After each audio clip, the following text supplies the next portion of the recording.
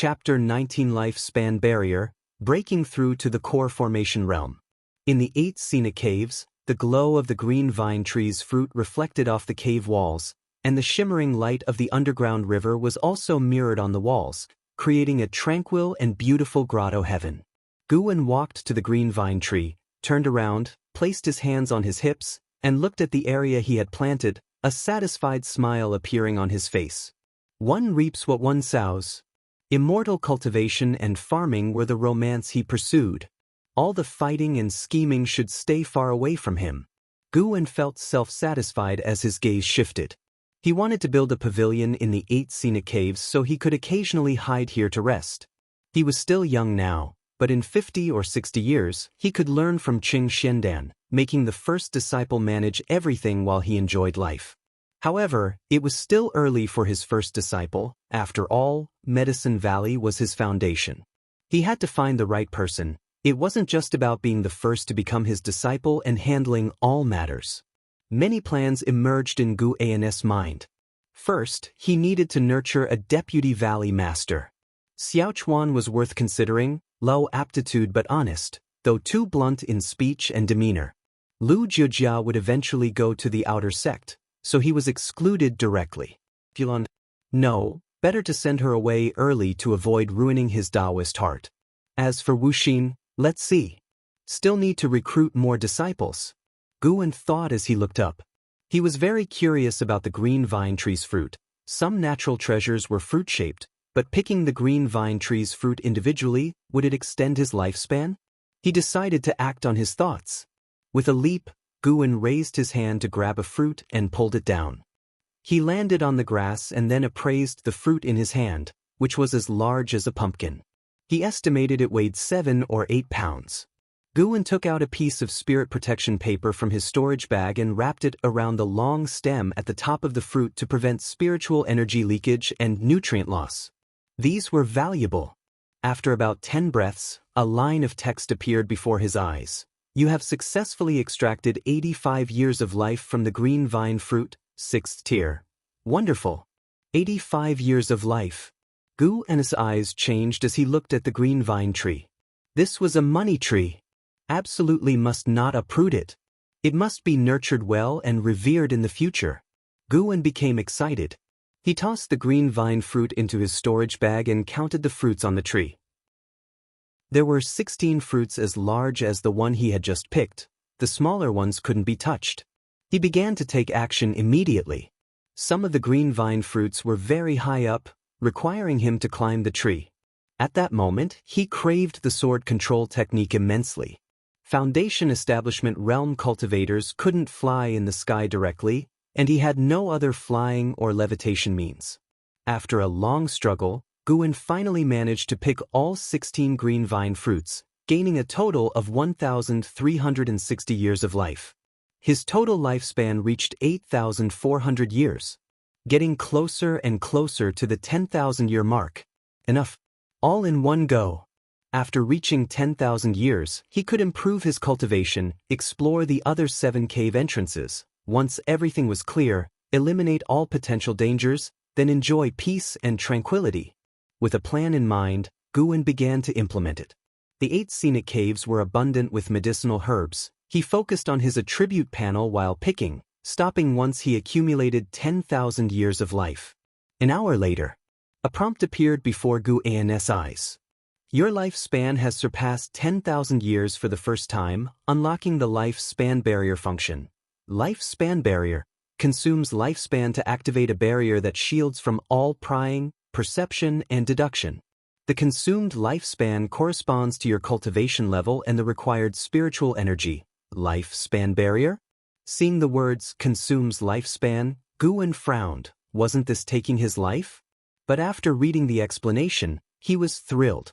Breaking through the Foundation Establishment Realm had already caused a big commotion. What if he broke through to higher realms? Over time, the Supreme Sect would be alarmed. Guwen had worried about this. Now, he wasn't afraid. This function was too useful. I like it. Guwen laughed as he walked toward the cave entrance. After breaking through to the core formation realm, he would explore the other cave entrances. Although the 8 scenic caves had formations, Potential dangers might still exist within the caves, so he decided to break through outside, just to test the lifespan barrier. No matter what was hidden, he wasn't scared. Returning to Medicine Valley, it was already late at night. He had moved to the pavilion where Cheng Xiandan had lived.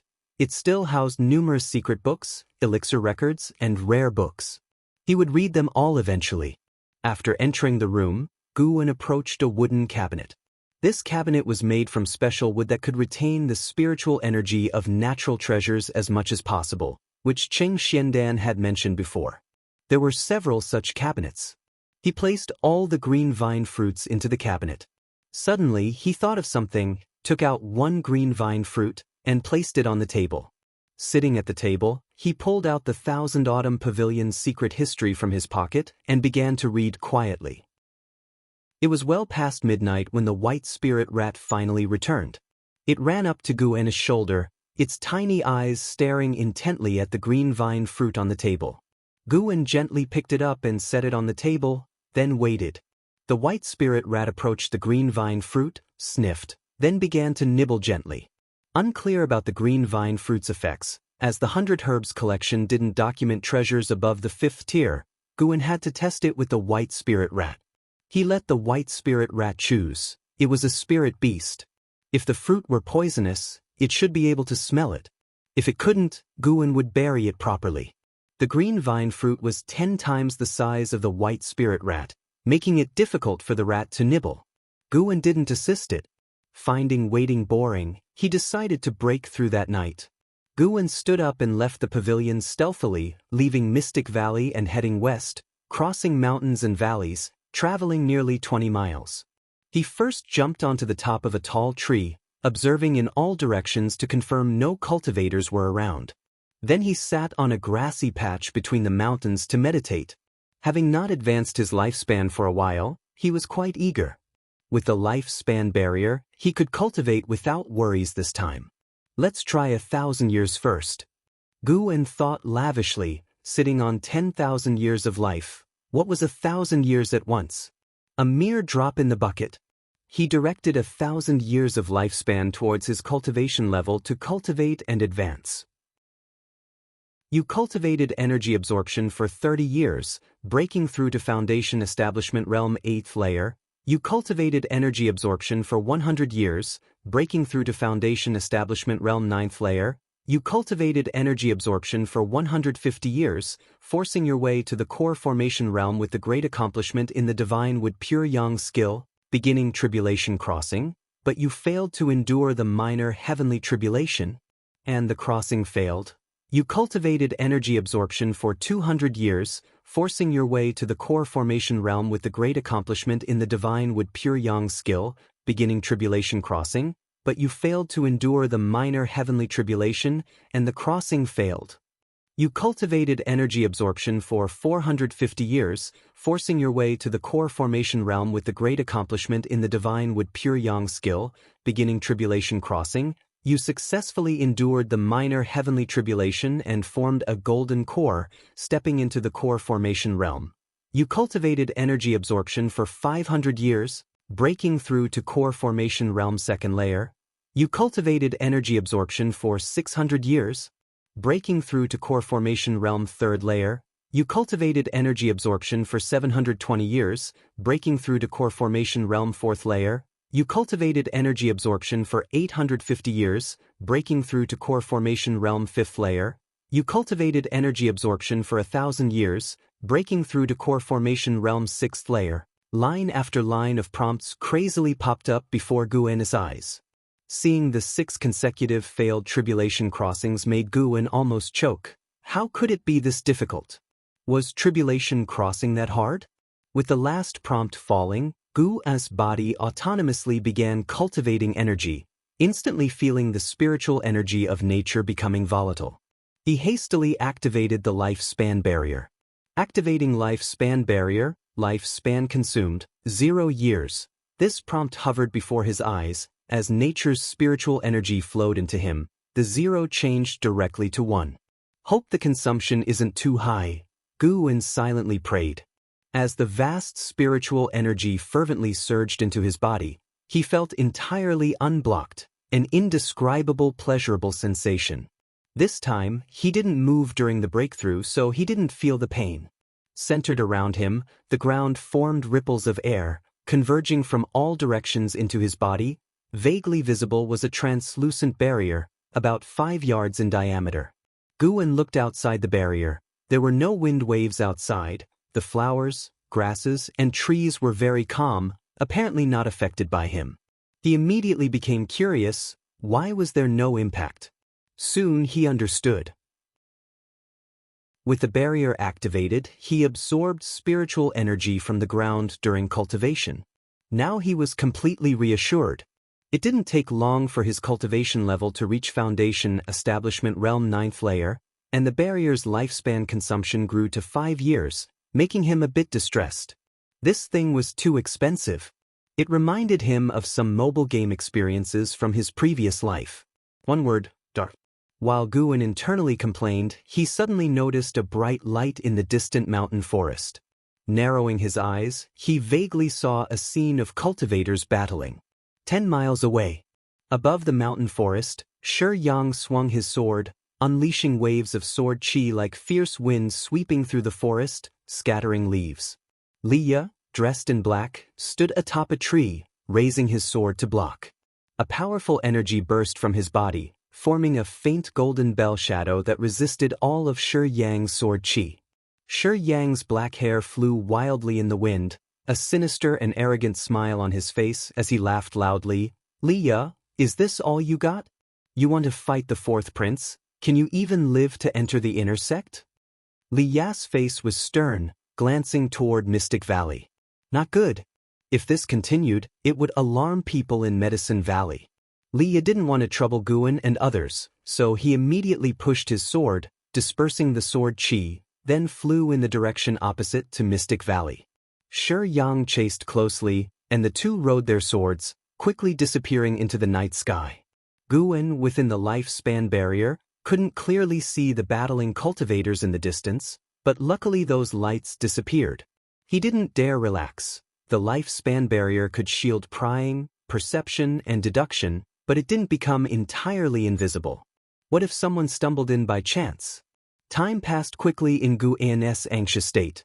He began to form the golden core within his body. As the barrier consumed over 50 years of lifespan, he successfully formed the golden core. Although the barrier consumed a lot, it was within Guwen's acceptable range. Before starting, he worried this thing might be too much, draining him dry at once. Now his worries were gone. Another thought emerged. 1,000 years to reach core formation realm's 6th layer. Should he continue? Chapter 20, Spirit Root Transformation, Nascent Soul Realm Cultivator. The night sky was silent, occasionally filled with the cries of birds, and the mountain forest lay quietly in the darkness. Guwen meditated within the lifespan barrier, appreciating the moonlight. Tonight's moon was so beautiful, just like his mood. His cultivation level had already reached the 4th layer of the core formation realm, and he was getting closer to the end. He planned to continue investing until he broke through to the Nascent Soul Realm, and then acquire an ultimate skill, as the Gale Shadowless leg could no longer satisfy him. What kind of great cultivator in the Nascent Soul Realm uses leg techniques? He needed a sword. Guwen decided to favor the 7 swords of the Li family. With the cultivation level of the Nascent Soul Realm, he also needed attacking techniques of the Nascent Soul Realm. Yes, let's assume that Cheng Xuanden's master was a great cultivator in the Nascent Soul Realm. Guwen had to overestimate his opponent as much as possible to reduce the chances of defeat. After the cultivator he previously fought with left and did not return, Guwen's heart was completely at ease. He was already a core formation realm cultivator, and in the outer sect he could walk unchallenged. Even if someone suddenly broke in, they wouldn't withstand a single kick from him. 5th layer of the core formation realm. His cultivation level increased again, and Guwen's divine sense also became stronger along with it. The core formation realm was completely different from the foundation establishment realm. They were worlds apart. The spiritual power was vastly different, and the divine sense disparity was also immense. Now, Gu's divine sense could converge into a powerful impact. Reaching the core formation realm made him feel like a true cultivator. If the core formation realm was like this, how powerful would the Nascent Soul Realm be? Guan could not wait to invest his lifespan. He had to wait patiently. After his cultivation level broke through to the 6th layer of the core formation realm, he then brought up his attribute panel. His gaze was involuntarily drawn to the spirit roots. He once tried to enhance his spirit roots, but the results were negligible. This caused a psychological shadow, fearing it was a bottomless pit. Thus, he redirected his lifespan elsewhere, and deducing cultivation techniques could also improve spirit root qualifications. Now that he was strong enough and his lifespan was abundant, it was time to retry enhancing his spirit roots. After some time, when his cultivation level stopped increasing, Guan directly invested 2,000 years of lifespan into his spirit roots. You have invested 2,000 years of lifespan into evolving and cultivating your spirit roots. You comprehend the essence of heaven and earth for 100 years, and your perception power of the 5 elements spirit root increases. You comprehend the essence of heaven and earth for 200 years, and your perception power of the 5 elements spirit root increases. You comprehend the essence of heaven and earth for 1,000 years, finally capturing a trace of the heaven and earth true meaning. Your spirit roots are cleansed by heaven and earth, and the qualifications of your 5 element spirit root start to transform, with the wood spirit root being the most prominent. You comprehend the essence of heaven and earth for 1,200 years, and your perception power of the 5 element spirit root increases. You comprehend the essence of heaven and earth for 2,000 years, finally capturing a trace of the heaven and earth true meaning. At the same time, you understand the earth's river veins. Your spirit roots are cleansed by heaven and earth, and the qualifications of your 5 element spirit root start to transform. The qualifications of your 5 element spirit root all transform into top-tier mortal qualifications, with the wood spirit root and earth spirit root being the most prominent. One line after another of prompts appeared before Guan. Seeing the earlier prompts about the 5 elements, his heart started to bleed. He was careless. As expected, this thing was a bottomless pit. Seeing the final prompt, where all 5 elements spirit root reached top-tier qualification, improved his mood, yet he still felt heartache. After all, previously understanding the divine wood pure yang skill had already elevated his wood spirit root to top-tier qualification. He could not think like this. He ought to consider that the divine wood pure yang skill took 1,000 years to elevate one spirit root to top-tier qualification. To elevate all 5 spirit roots to top-tier qualification, it would have taken at least 5,000 years. So the question was, why did he not cultivate techniques of the other 4 elements?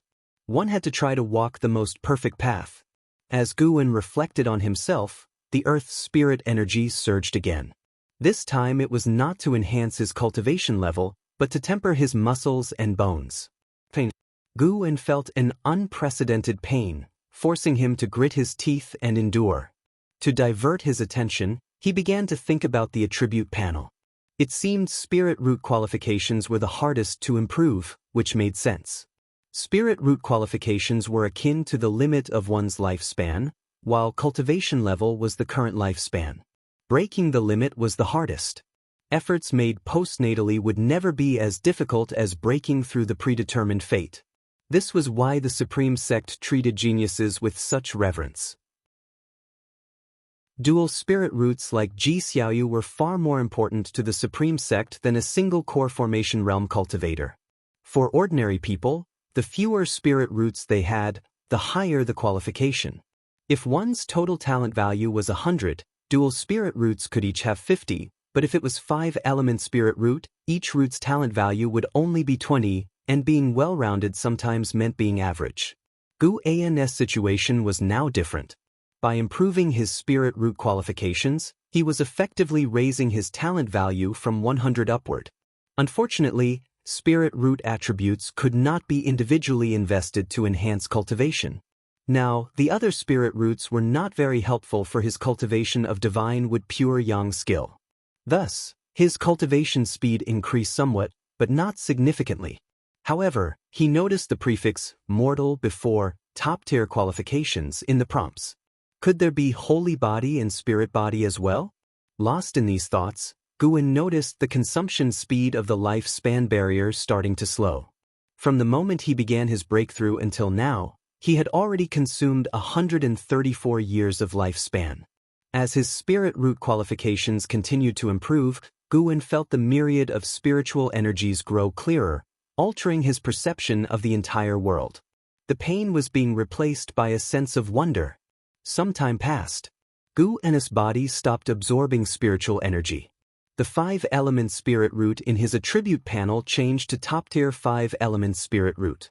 Instead of getting up, he invested 2,000 years of lifespan into his cultivation. The shadow of a failed tribulation weighed on him, so he decided to go all out.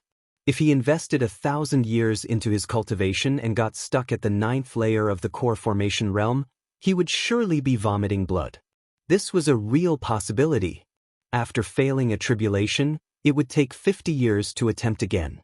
In reality, failing a tribulation meant either death or severe injury, and recovering from injuries definitely took time. Moreover, the heavenly tribulation for the Nascent Soul Realm must be even harder. The number of failures would likely be numerous. Begin. You practiced Qi absorption for 100 years, and your cultivation broke through to the 7th layer of the core formation realm.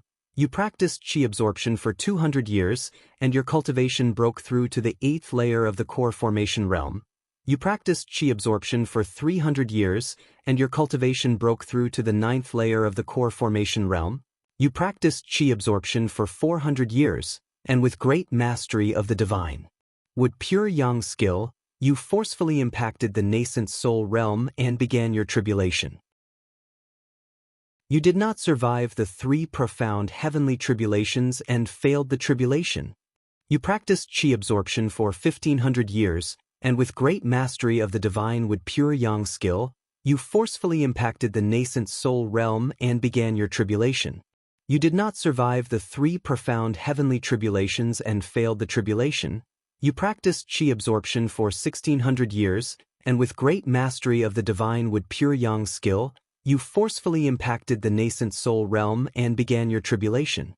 You finally survived the 3 profound heavenly tribulations, succeeded in your tribulation, and were promoted to the Nascent Soul Realm. You practiced Qi absorption for 1,800 years, and your cultivation broke through to the 2nd layer of the Nascent Soul Realm. You practiced Qi absorption for 2,000 years, and your cultivation broke through to the 3rd layer of the Nascent Soul Realm. Damn. Failed 12 times. When Guwen saw that he had failed the tribulation 6 times, his heart sank. By the time he failed 10 times, he was seeing blackness in front of his eyes. Luckily, he finally succeeded in breaking through to the Nascent Soul Realm. Was the Nascent Soul Realm truly so difficult to break through?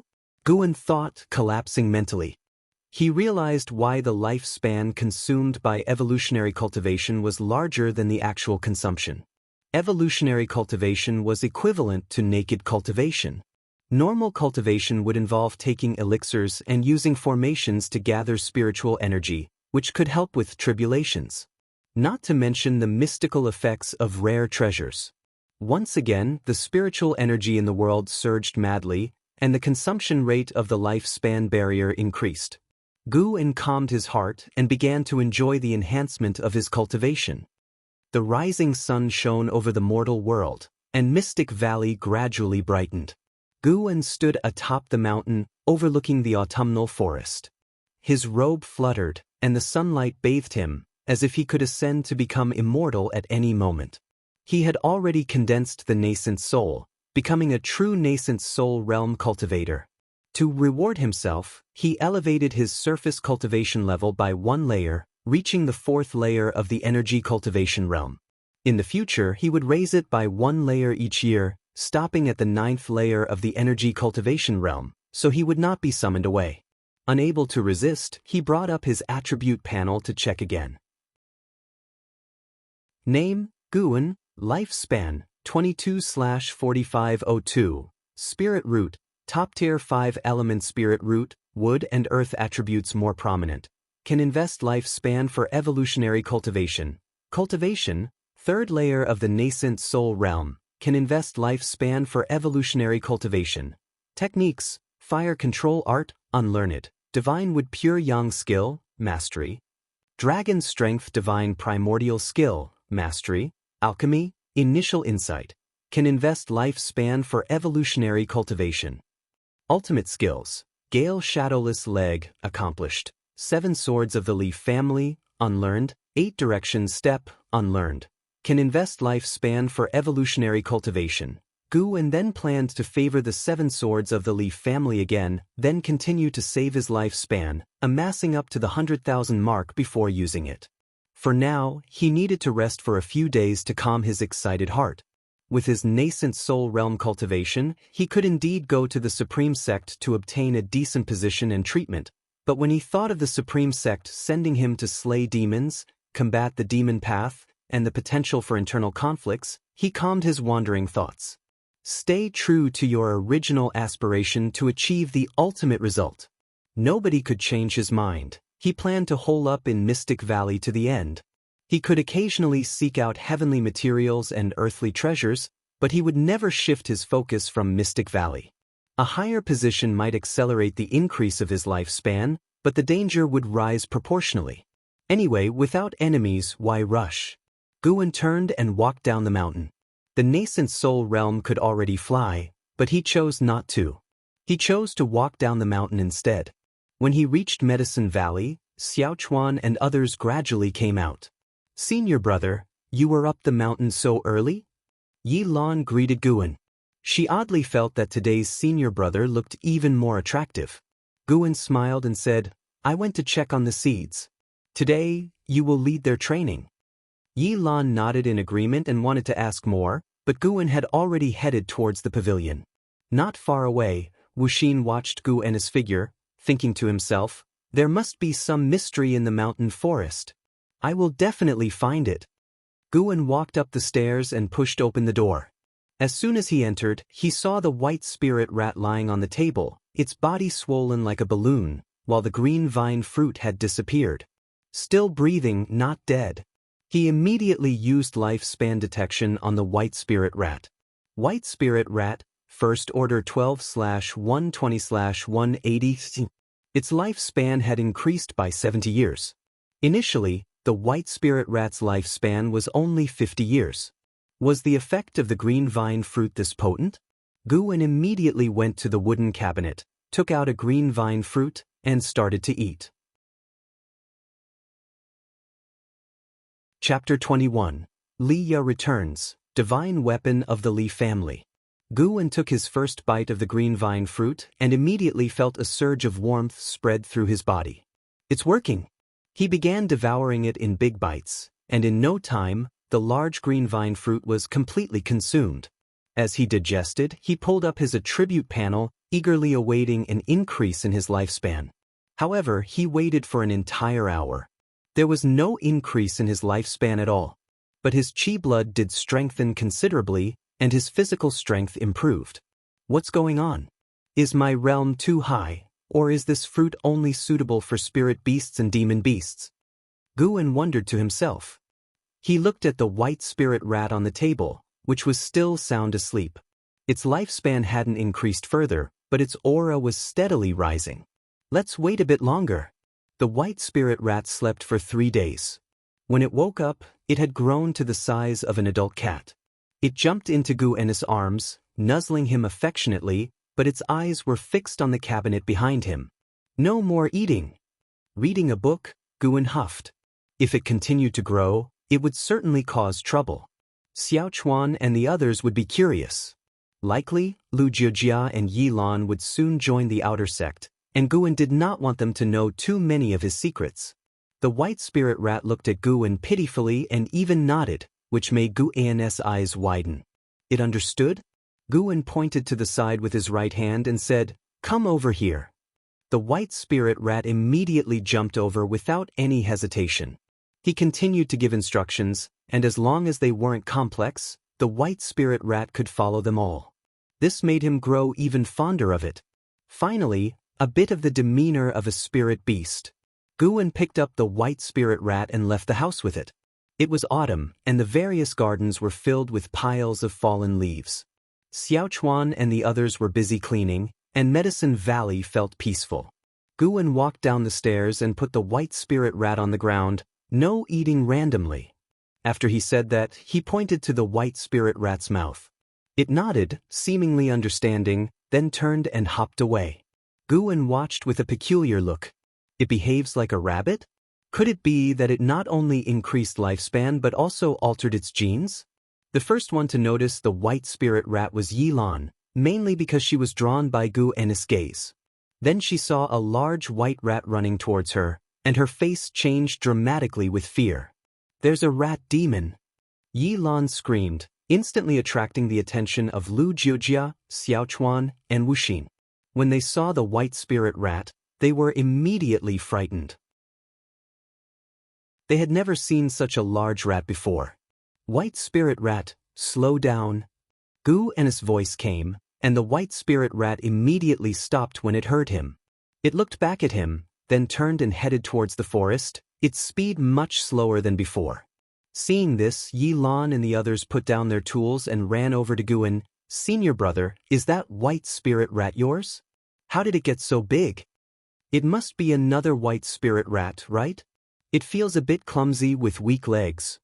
This spirit beast's bloodline is not simple. Listening to the comments from his junior brothers and sisters, Guwen just smiled and remained silent, letting them guess. Guwen looked at the group and said, "In a while, I plan to visit the outer sect. Who wants to come with me?"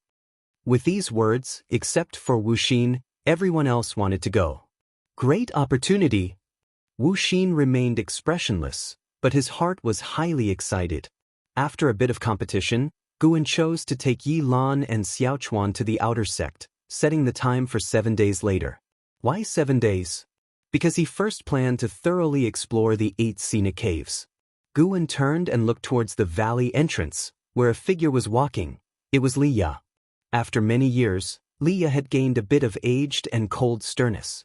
His black robe fluttered in the autumn wind, and with the sword at his waist, he exuded an aloof swordsman air that was undeniable. Xiaochuan and the other 4 noticed Liya, and his presence made them tense.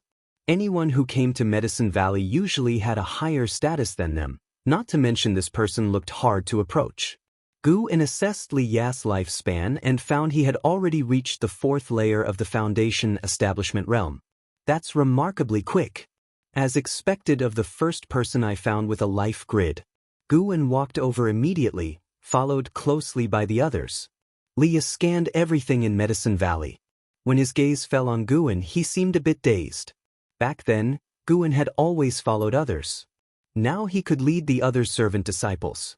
Indeed, things had changed. Guwen came up to him, cupped his hands, and smiled. "Brotherly, long time no see." "Injured?" Guwen could feel his chi blood was chaotic, his breathing shallow, clearly suffering from internal injuries. Liya smiled and said, "It's been many years indeed. Where's Master? And where are Senior Brother and Meng Lang?" Guwen said helplessly, "Master's time was up and he passed away some time ago. After you left, Senior Brother also left the valley. As for Meng Lang, he went to participate in the outer sect assessment and hasn't returned." Hearing this, Liya was stunned.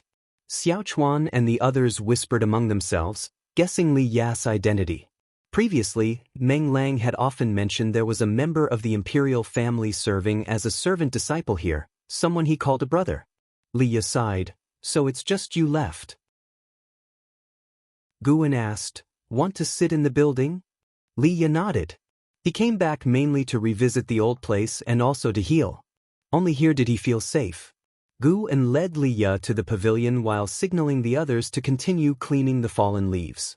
Upon reaching the Valley Master's pavilion, as Liya stepped onto the stairs, emotions surged within him, and he couldn't help but start coughing, his face turning pale.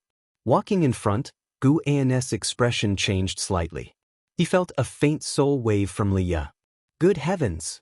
Does this guy have an old grandfather's spirit with him? Guwen turned his head and asked with concern, "Brotherly, what's wrong?" Liya waved his hand, "Nothing, just a bit injured." "Injured? Then stay here for now. There are plenty of places to stay in Medicine Valley." Guwen said immediately. Liya smiled and nodded, thinking, Gu Junior Brother is still so considerate. This time I should help him out. The two entered the house, and Guwen made Liya sit down before preparing tea for him. Liya looked around the room, his gaze quickly settling on the green vine fruit in the wooden cabinet. Over the past 3 days, Guwen had stored most of the green vine fruits in his storage bag, leaving only 2 in the cabinet to prevent the white spirit rat from sneaking them. If the white spirit rat stole them, he couldn't bear to kill it, so he hid the green vine fruits instead. That fruit, Liya squinted, but he didn't look too long. His gaze soon returned to Guwen. Having not seen Guwen for years, he was amazed by his current air. Previously, Guwen had a delicate appearance but didn't possess the striking aura he had now, much like a great cultivator from the inner sect, calm with a touch of transcendence. If he hadn't sensed that Guwen's cultivation was only in the 4th layer of the Qi cultivation realm, he would have doubted if this was the same Guwen he knew. As the water boiled, Guwen sat at the table and chatted with Liya. To avoid an awkward atmosphere, Guwen asked about the lives of Outer Sect disciples, and Liya answered in detail. As an Outer Sect disciple, you must complete 1 Outer Sect bounty task per year? Guwen asked curiously. Liya smiled. That's right, and it's an external task. Have you encountered demons? Almost every time we go out, the Taicang dynasty is too vast, and some places are always plagued by demons. Last year, I nearly died outside. It was a 3rd-tier demon beast, comparable to the core formation realm. My friends and I fought fiercely, resulting in 1 death and the rest of us severely injured, barely escaping. Liya answered, showing a look of fear at the end. 3rd tier? Core formation realm? Guwen feigned astonishment, lifting the gloom in Liya's heart. He started to recount the specific details, and Guwen listened with genuine interest, responding with fitting reactions. In truth, he was genuinely curious about Liya's experiences. After listening, he only felt one thing. Too dangerous. Luckily, I wasn't an Outer Sect disciple. Besides demons, you also have to watch out for other cultivators. During a treasure hunt, I clashed with disciples from another sect, entangled with them for half a month, finally killing him. But guess what then? Liya's excitement rose as he started another story. Guwen guessed, his dad came? Liya looked at him with surprise and shook his head. Not his dad, but close.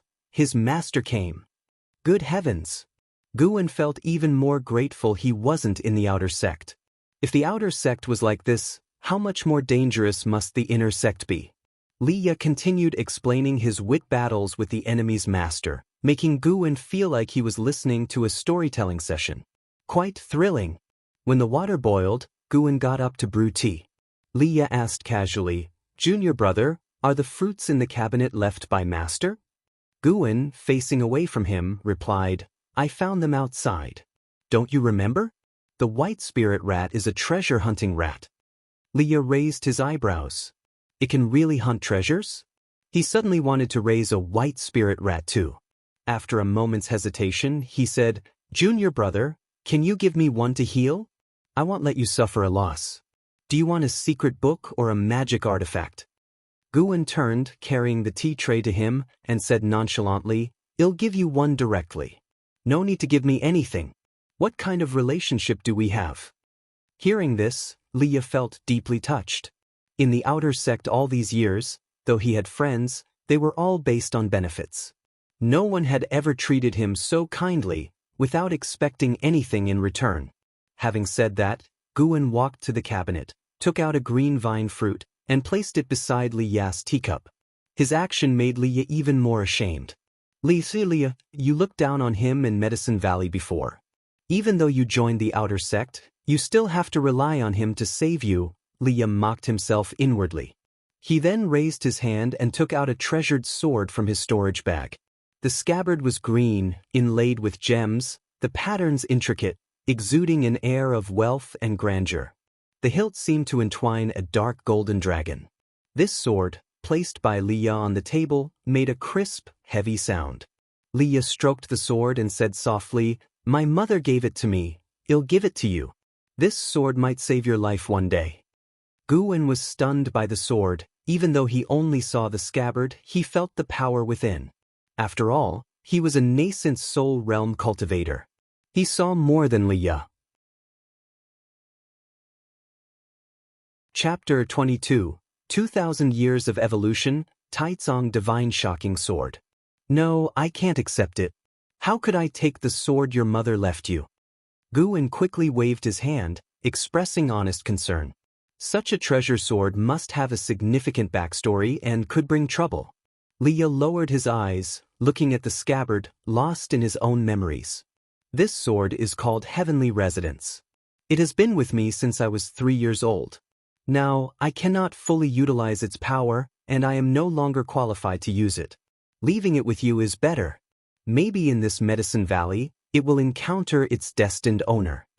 Guwen, puzzled, asked, "Why are you not qualified? This sword can't be related to the imperial family, can it? If so, I dare not accept it." The thought of entangling with the Li family gave him a headache. Indeed, the sword was stunning and to his liking, but he preferred not to have his life disturbed. Liye looked at him and smiled. "Even if I told you, you wouldn't understand. Don't worry, this sword won't bring you trouble. The Li family wouldn't dare to seize it because it was a love token from my father to my mother. With its presence, the Li family wouldn't dare to harm you. If you ever encounter insurmountable trouble, you can take this sword and go to Changluo to find my father." How could someone of my humble status face the emperor? Don't worry. The moment Heavenly Residence appears in Changluo, my father will sense it. In short, you must accept it. Otherwise, I won't eat this fruit. Then don't eat it. Guwen almost blurted out but held back. He looked again at the Heavenly Residence sword. Up to now, he didn't have a single magic artifact of his own. Cheng Xuanden's inheritance only included talisman paper, without a single sword. What is there to fear? I am a Nascent Soul Realm cultivator. If I encounter any unresolvable trouble, I can just throw the sword to the opponent. Taking a deep breath, Guwen reached out to grab Heavenly Residence. The sword had some weight, and his right hand trembled as he lifted it, causing Liye to laugh heartily. "Junior brother Gu, even if your aptitude is ordinary, never forget to cultivate. You must practice the Li family's seven-sword art that I taught you," Liye earnestly advised. Guwen, holding the Heavenly Residence sword with both hands, forced a smile and nodded. Boy, you still need to sharpen your insight." And so, Liye settled in Medicine Valley, with Guwen personally arranging a secluded courtyard for him, ensuring he was undisturbed. Seated cross-legged on the bed with a half-eaten green vine fruit beside him, Liye performed hand seals, continuously cultivating energy for healing. A faint blue silhouette emerged from Liye's body, swirling inside the room. It was an old man with kind eyes, dressed in a slightly fluttering robe, exuding an aura of a high-ranking enlightened being. Liye opened his eyes and asked, "Ancestor, what kind of fruit is this? Its medicinal effects are overpowering." The soul body of the old man, referred to as Ancestor, waved his hand, causing a spatial fluctuation within the room. He then stroked his beard and smiled. "It should be the green vine fruit nurtured by the holy tree of Thousand Autumn Pavilion. Even the lowest grade of green vine fruit is of the 6th rank. Consider yourself lucky." The fruit of Thousand Autumn Pavilion? So they have infiltrated this deeply. No wonder the Supreme Sect considers them a great enemy. Liye murmured.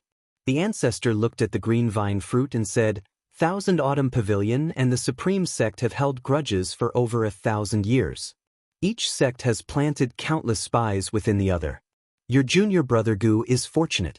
If not for meeting you, the green vine fruit would have brought him disaster." Liye shook his head. "It's not that he is just lucky, he is kind and righteous. Such people are always rewarded. On the contrary, I consider myself the fortunate one." The Ancestor nodded. "Indeed. In the immortal cultivation world, people like him are rare. However, you needn't feel too guilty. Giving him the Heavenly Residence sword holds greater significance for him than the green vine fruit." Hearing him mention the Heavenly Residence sword, Liye sighed. "I have failed my mother's expectations. I don't wish to contend for the throne. I only want to avenge her and then travel the world, far from courtly strife. The Heavenly Residence is one of the 3 Emperor swords of Taicang. To fully harness its power, you must master the Emperor-level sword technique. Your 9 devastating swords are only at a minor level. It would take another 100 years for you to master the Emperor-level sword technique, the Elder mused. Liye fell silent. The ancestor teased, "You couldn't easily defeat that young fellow named Qiong. You must strive harder, knowing that your 4th brother has already reached the core formation realm." Liye took a deep breath and said nothing more, closing his eyes to continue healing. The ancestor looked out the window. Although it was tightly shut, he could hear the laughter of Xiaochuan and the others. This is indeed a good place, far from worldly disputes. Sadly, those with missions are not meant for such places. Forget it, no more sighing. I should go back to sleep and rest. Deep in the night, Mystic Valley was silent. Using dragon strength divine primordial skill to conceal his energy, Guin silently left Mystic Valley, making his way to the mountain forest over 20 miles away.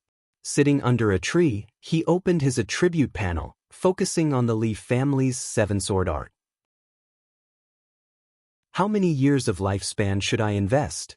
After some thought, he decided to invest more to increase his actual combat power. Then let it be 2,000 years.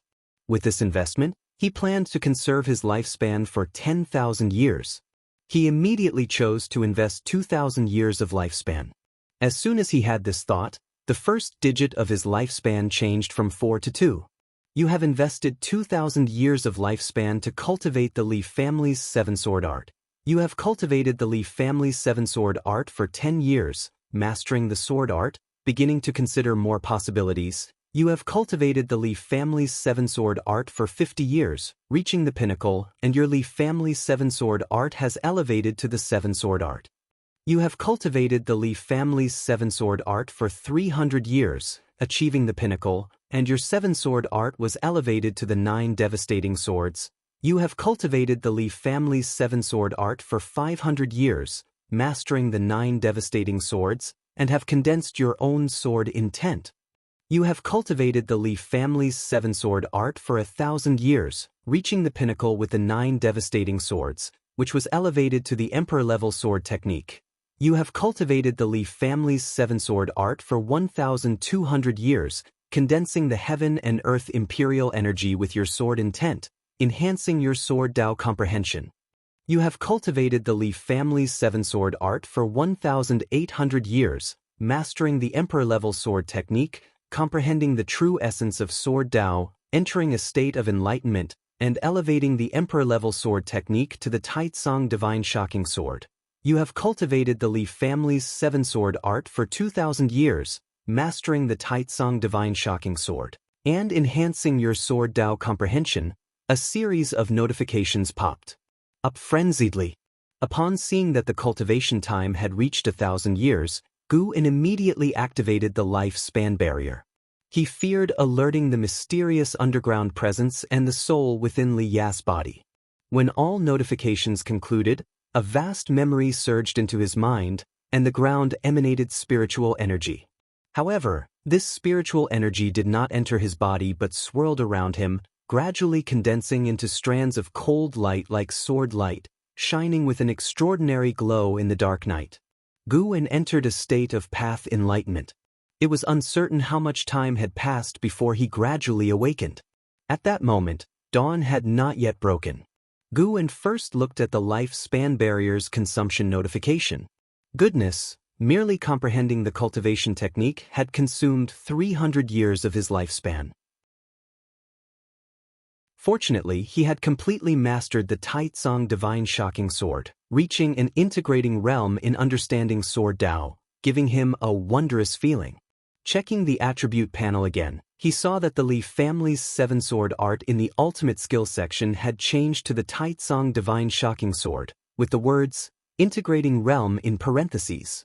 He did not immediately get up but instead took out heavenly residence, placing the scabbard horizontally on his legs, his hands pressing on it while his eyes closed.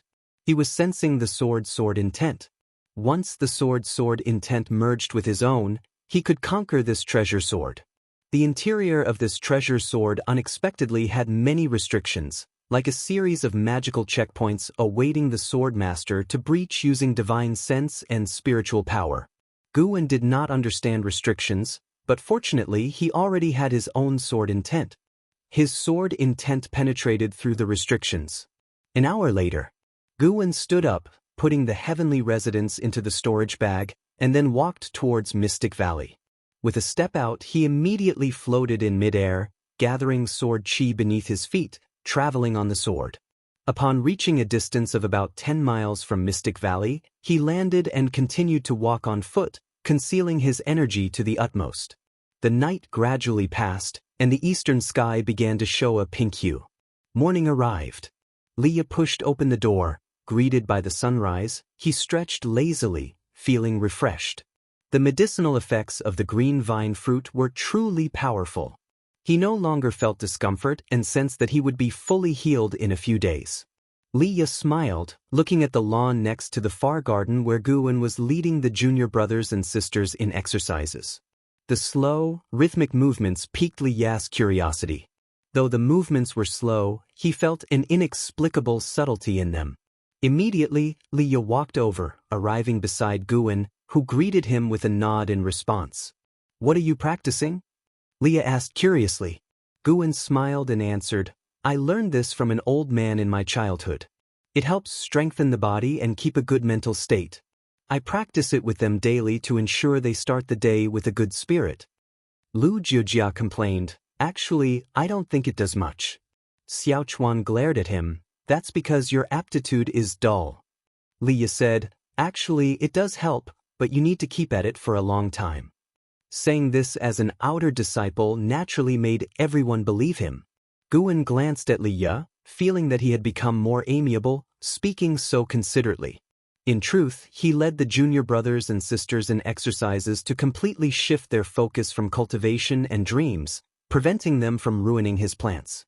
"After you finish practicing, it'll teach you a set of swordsmanship," Liya said with a smile.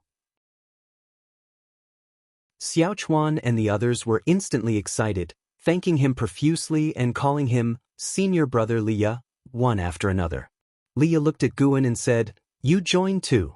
Now that you have a sword, you should practice more." Guwen smiled and nodded. "Fine. Let me test if your Li family's seven-sword art has been practiced well." Liya's participation made the atmosphere more lively. Watching the junior brothers and sisters noisily chattering, he did not feel annoyed but rather delighted. It wasn't until noon that Liya pulled Guwen into the forest. "Show me your Li family's seven-sword art. Once you master it, I can teach you the real swordsmanship. This Li family seven-sword art is just basic sword moves," Liya said seriously. Chapter 23 Soul-Shaking Bell Yin-Yang Art. In the forest, Guwen could not resist Liya's insistence and eventually performed a clumsy set of the Li family's seven swords. Only then did he realize that pretending to be incompetent was harder than pretending to be skilled. Faced with Guwen's stiff sword moves, Liya criticized him for a long time, then began patiently teaching him sword practice. Through his sword moves, Guwen could judge that he was already practicing the 9 devastating swords, showing considerable talent. At least, his talent in sword Dao surpassed Guwen's. The second day arrived, and once again, Liya dragged Guwen to practice swords. Guwen couldn't bear it any longer. "Brother Li, I lack the talent for sword practice, so let it go. I have only a few decades in my life. If I rigorously practice the sword, wouldn't it be a waste? Compared to practicing swords, I prefer planting and tending flowers." Guwen said helplessly, secretly urging the dragon strength within his body, causing his eyes to turn red. Liya, holding a sword, suddenly felt a blockage in his heart. What was he doing? Repaying junior brother Gu in the way he liked? Wasn't this also a form of harm? Liya couldn't help but think of his childhood when the emperor forced him to learn alongside his imperial brothers, but the things his brothers excelled at he could never master. He sighed, walked to Guwen, patted him on the shoulder and said, "Junior brother Gu, it was inconsiderate of me. I'm sorry." Guwen forced a smile. "It's okay, senior brother. You're thinking of me, but it's just that I'm useless, lacking in talent." The more Guwen acted this way, the the more guilty Liya felt. They sat down and began to chat about their first year in the valley, easing the tension of sword practice. For the next few days, Liya no longer pestered Guwen to practice swords, but he would still spend an ancient hour teaching Xiaochuan and others sword practice. For Xiaochuan and the others, whose dreams had not yet been extinguished, learning swords from an outer disciple was a rare opportunity. 5 days later, Liya was preparing to leave. Guwen, along with junior and senior disciples, escorted Liya to the entrance of the valley. Xiaochuan and others were reluctant. They had learned so much from Liya. "Senior brother, this place will always be your home. Come back often," Guwen said with a face full of reluctance. Ripples arose in Liya's heart, but his face maintained a serene smile. "Yes, I will come back." After saying that, he turned and left. Dressed in black, he moved through the forest like a black flame, burning fiercely, with the autumn wind unable to extinguish his fire. Guwen sensed that he was burning with some kind of determination, possibly related to his recent injury. Only after Liya disappeared into the depths of the forest did Guwen turn his gaze back to the junior and senior disciples. He smiled and said, "Cultivate well, and soon go to the outer sect to seek senior brother Li and bring honor to our mystic valley." Lu Jiojia immediately made a bold declaration, vowing to enter the outer sect. Xiaochuan said the same, though his confidence was clearly less than Lu Jiojia's. Yi Lan was preoccupied, lost in thought. Wuxia spoke up, "I won't go to the outer sect. I will stay with senior brother for a lifetime." Everyone looked at him in surprise, including Guwen. This child, Guwen felt touched. Had he misjudged Wuxia? Lately, Wuxia had been very well behaved, not wandering around late at night, and nothing had been stolen from Mystic Valley, so it couldn't be concluded that Wuxia had ill intent. Given this, more chores should be assigned to Wuxia in the future. Yi Lan felt a twinge of regret. How had Wuxia managed to say what she wanted to say first? At the same time, she realized that perhaps, in her heart, senior brother was important, but not as important as pursuing immortal cultivation for longevity. Lu Jiojia couldn't help but mock Wuxia for being so sycophantic, and soon, Xiaochuan, Yi Lan, and Wuxia started arguing with him. Guwen led them back to the valley, but his mind was drifting towards the underground. Liya had already left. Next, he had to prepare to deal with the underground troubles. Late at night, in the 8 scenic caves, Guwen, holding the heavenly resident sword scabbard, came to Meng Lang. Meng Lang, with his orifices sealed by soil, still lay on the grass. The grass around here shows signs of tampering. As expected, there's someone. Guwen keenly noticed subtle changes in the grass around Meng Lang. It's hard for an ordinary cultivator to detect this. He noticed it because he specifically observed the area last time he left. He gripped the heavenly resident sword and then walked toward the cave where Meng Lang had initially emerged. Before long, he disappeared into the darkness. This tunnel was dim, with few crystal stones. However, for the divine sense of a nascent soul realm cultivator, it posed no challenge. The cold spirit wind blew in the tunnel, ruffling Guwen's robes, and his divine sense had already reached the end of the tunnel. There was a spacious cavern, not as large as the main cavern of the 8 scenic caves, but still sizable. Here stood several coffins, with a large bluish-green crystal stone embedded in the ceiling, casting an eerie glow on the frightening coffins below. Apart from the coffins, there was nothing else. Guwen's divine sense immediately detected a faint sign of life inside one of the coffins. This trace of life could not escape the divine sense of a nascent soul realm cultivator. Guwen did not sense any danger from this faint life force, but he remained cautious. He advanced slowly and walked for a long time before reaching the end of the tunnel. He stood at the entrance and carefully peered inside. He cautiously asked, "Is anyone there?" There was no answer, as if the cavern was devoid of anyone. Guwen picked up a stone from the ground and threw it inside. With a thud, the stone hit one of the coffins. The coffin remained still, but Guwen seemed frightened and his eyes widened. He instinctively stepped back, feigning a look of panic. Why hadn't there been a response yet? Continuing the act any longer would be awkward. Guwen grew anxious. He did this to gauge the attitude of the presence hidden here. After all, it had not harmed him before, and he did not want to wrongly kill a good person. At least, he needed to be at peace with himself. Gritting his teeth, Guwen suddenly drew his sword and rushed into the cavern, slashing wildly. With a crack, the heavenly resident's sword struck a coffin lid and got stuck. As he pulled it with force, his body staggered back a few steps due to the inertia. Puha, a soft laugh echoed, sounding particularly sharp in the cavern. Goosebumps nearly rose on Guwen's skin. It was a woman's voice, sounding eerily like a female ghost laughing. He nervously scanned the surroundings, holding the heavenly resident's sword, his body turning in circles constantly, afraid that demons or ghosts might suddenly charge at him. "Boy, are you Qing Xuanden's disciple?" That mysterious female voice spoke again, her alluring tone making one's imagination run wild. Guwen quickly replied, "Yes, senior. Cheng Xiandan is my master. Who are you and why are you here?" "Those who are here are naturally your martial master. Cheng Xiandan is my disciple. Since you entered, it means his time is up, correct?" The mysterious female voice ceased laughing and spoke with a hint of melancholy. Guwen replied, "So you are my martial master. Nice to meet you, martial master." Master's life indeed came to an end. He said that he wanted to emulate you, seeking a place unknown to others to face the end of his life. The cavern fell into silence. Guwen remained vigilant. If the other side wanted to attack him, no matter how he was related, he would show no mercy. The heavenly resident's sword in his hand had not yet been stained with blood. After a long while, just as Guwen was about to speak, the other voice spoke again. "Did Qing Xiandan tell you my identity?" Guwen whispered, "Master told me everything. You come from the Thousand Autumn Pavilion.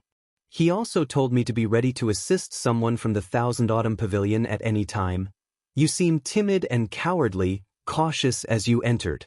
You must not be here willingly, only finding out about all this after he passed the position of Valley Master to you?" The voice teased. Guwen sighed, revealing his helplessness. This time he wasn't acting, he genuinely felt helpless. "Since you have already become his disciple, you are also my disciple's disciple. Guard here for 10 more years. After 10 years, I will leave Supreme Sect and not bring you any trouble." After hearing this, Guwen couldn't help but ask, "May I ask the martial master's name?" "My surname is Jiang, given name Qiong. As for my title in the Immortal Cultivation world, it's better not to mention it." Jiang Qiong? The name sounded pleasant enough, though who knows how many years she had lived. While Guwen was pondering, a coffin in front suddenly opened, startling him to the point of raising his sword. 2 items flew out of the coffin and landed before him. He looked down and saw a small black bell and a secret book. "Consider this my gift to my disciple's disciple, the soul-shaking bell. It can repulse all myriad poison mystic skills poison spells. As long as you shake it, all corpse poisons in this cave will heed your command. The book is my technique of immortal cultivation, the yin-yang art. The yin-yang art includes the spell to refine the soul-shaking bell, something not even your master could learn." Jiang Qiong's voice came again, sounding somewhat fatigued. Guwen immediately bowed in gratitude, unable to resist asking, "Disciple's talent is mediocre. Why do you treat me so well, martial master?" "He, mediocre talent? Boy, though it's unclear what miracle skill you practice, your actual cultivation level is certainly not limited to the 4th layer of the energy cultivation realm. You should have already entered the foundation establishment. To achieve foundation establishment at such a young age makes you a genius. The fact that you can suppress your arrogance, hiding as a servant disciple in the outer sect, hints at a burdening secret, but at least it shows you are quite resistant to Supreme Sect. Your talent satisfies me, and your behavior aligns with my taste. Cultivate well, and I'll teach you more spells later. Once you inherit my mantle, I'll recommend you for the status of true disciple in the Thousand Autumn Pavilion." Jiang Qiong resumed her previous alluring laughter, causing Guwen's face to change, feeling exposed and somewhat embarrassed. Taking a deep breath, Guwen said, "Thank you, martial master. If you have any instructions, please tell me at any time." After speaking, he bent down to pick up the soul-shaking bell and the yin-yang art before turning and leaving. Jiang Qiong's voice no longer echoed in the cavern, and Guwen quickly returned to the 8 scenic caves. Sitting under a tree, he began to study the yin-yang art. He contemplated whether Jiang Qiong harbored any ill intentions. Just 10 years wasn't too worrying. He wasn't just a nascent soul realm cultivator, he also mastered the Taicang divine shocking sword. Jiang Qiong clearly wasn't a good person. She only feared Gu An's foundation establishment realm strength. In 10 short years, how could she go from fearing the foundation establishment realm to effortlessly suppressing the nascent soul realm? She hadn't just hidden here. According to Cheng Xiandan, she had been dead for 70 years. During these 10 years, he needed to find ways to learn more spells and secret books from her. If she behaved and departed in 10 years, Guwen wouldn't have to resort to betrayal. If she harbored ill intentions, Guwen would have to let the heavenly resident's sword taste blood. Chapter 24. Jiang Qiong of Core Formation Realm 9 Layers. Spring passed and autumn came, 5 years flew by in the blink of an eye. In these 5 years, Guwen continued his plan of dedicating a year of his life every night, resulting in an expenditure of over 1,800 years of his life over the 5 years, and his cultivation realm reached the 8th layer of the Nascent Soul Realm. After surpassing the 5th layer of the Nascent Soul Realm, the time required for each subsequent subrealm doubled, and Guwen, who was in the process of transformation, could only train rigorously, taking even more time. Presently, he had a remaining lifespan of about 10,200 years. The addition of the 8 scenic caves increased his annual lifespan income. 5 years passed, and 3 more servant disciples joined Mystic Valley, all of whom became disciples of Guwen, 2 males and 1 female, named Tangyu, Su Han, and Zhenqin in order of age from oldest to youngest. Guwen no longer selected disciples based on qualifications. He chose those with mediocre qualifications to avoid trouble. Their maximum lifespan was around 200 years, and on this basis, he chose disciples who appealed to him. On this day, at the mouth of the valley, Xiaochuan, Yilan, Wuxin, Tangyu, Su Han, and Zhenqin surrounded Lu Jiujia. "Senior brother, I wish you success. Uncle Master, don't forget us when you go to the outer sect.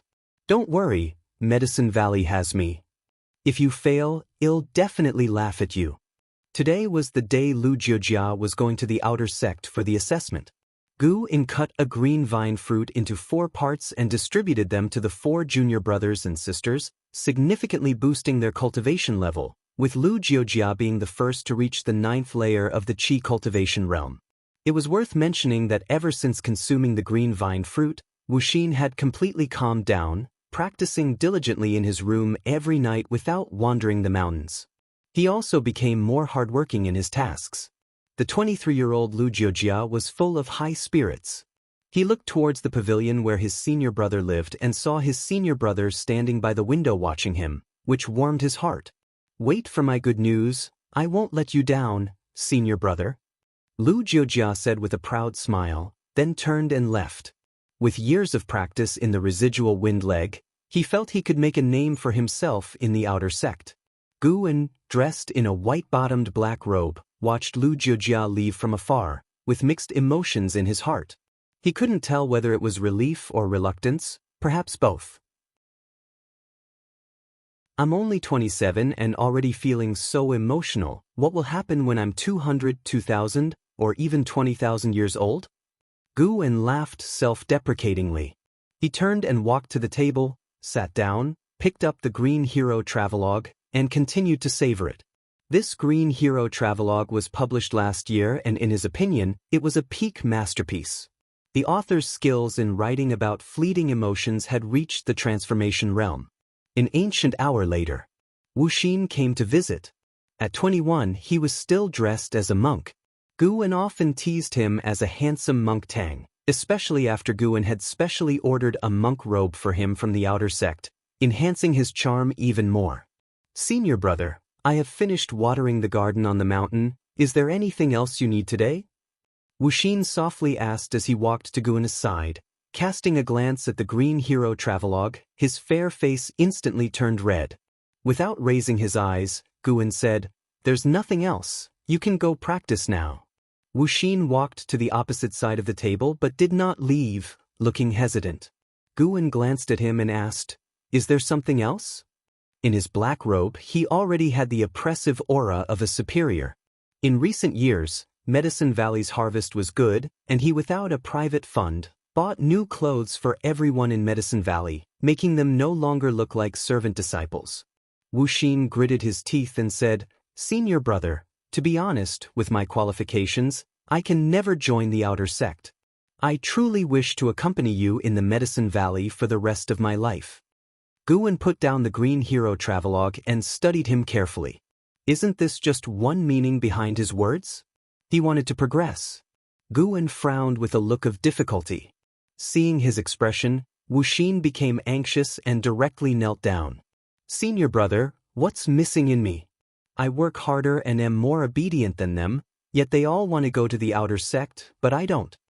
Wuxin said excitedly, his eyes turning red.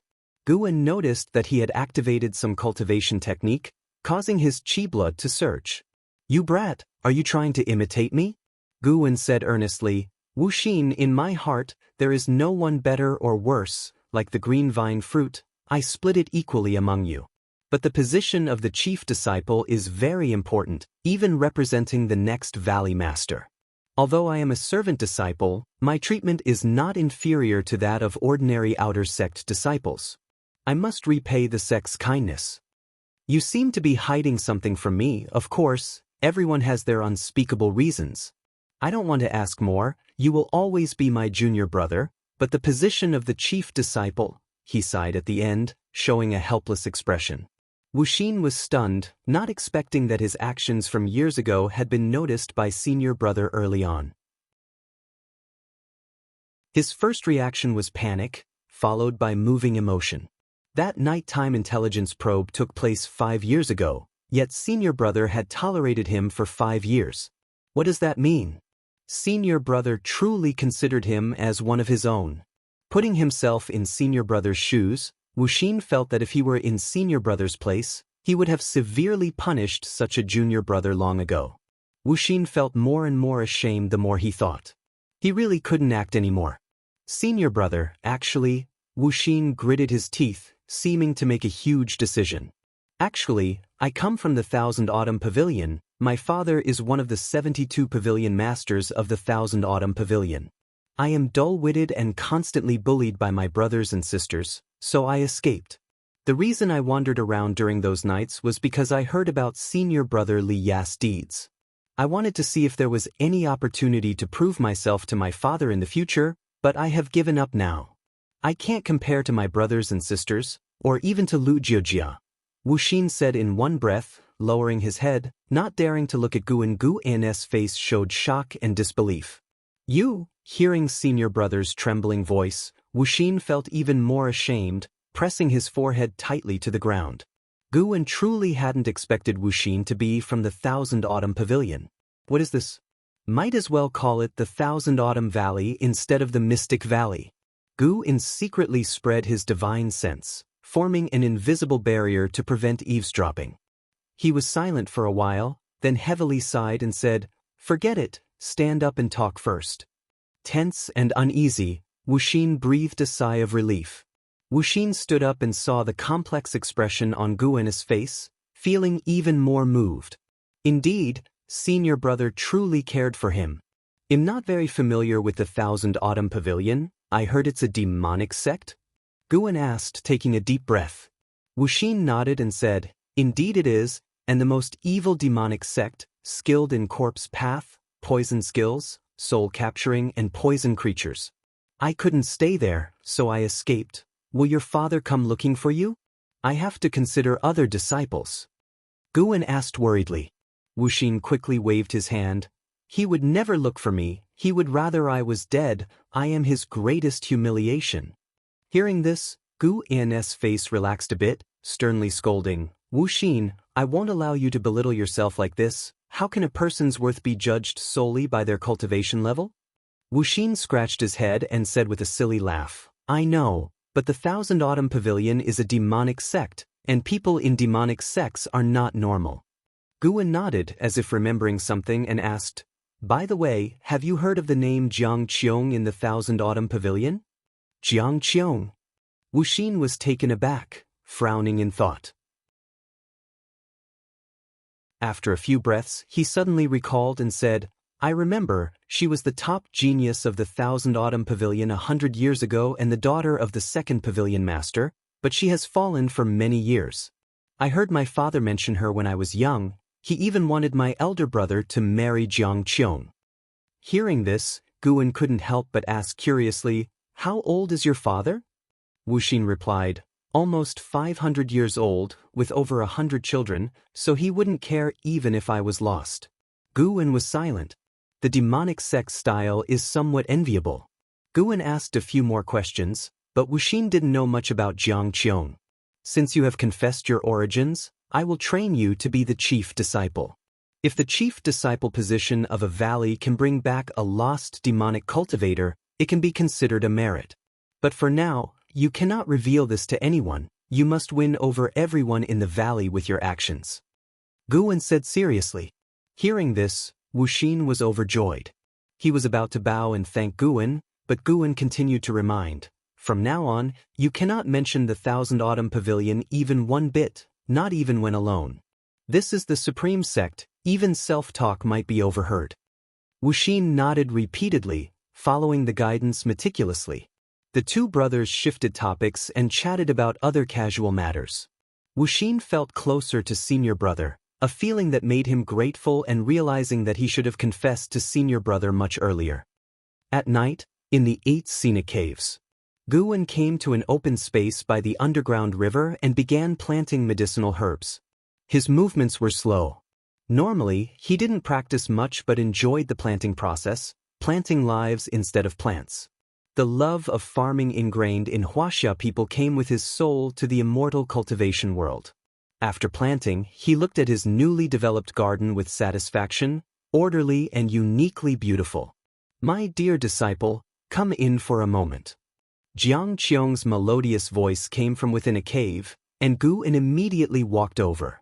Over the years, Jiang Qiong often called him to help pick herbs, sometimes even for alchemy. Guwen wasn't working for free. His alchemy skills improved significantly in the process. Jiang Qiong's alchemy was far superior to Cheng Xuanden's, evident even in teaching. Arriving at the cave room, it was still dimly lit, with a pill furnace half the height of a person placed in the open space, ashes piled under the furnace. Just as Guwen was about to speak, he heard a noise and looked closely, only to see a coffin in the depths start to shake. Boom! The coffin lid fell, crashing to the ground, raising a cloud of dust. Guwen saw a skeletal hand, like a ghost claw, emerge from the standing coffin. He immediately cast a lifespan detection. Jiang Qiong, Core Formation Realm 9th Layer 185/304/2490, Good Heavens. A maximum lifespan close to 2,500 years. Why did the Core Formation Realm 9th Layer only have 300 years of lifespan? Could it be related to her injuries? Guwen wondered, while the last trace of apprehension in his heart disappeared.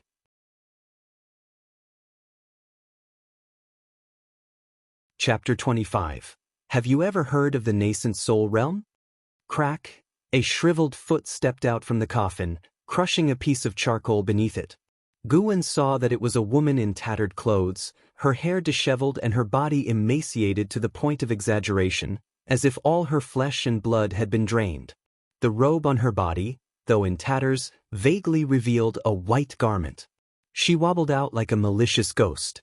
Jiang Qiong slowly lifted her face, her features equally shriveled, with deep-set eyes and bulging pupils, looking terrifying.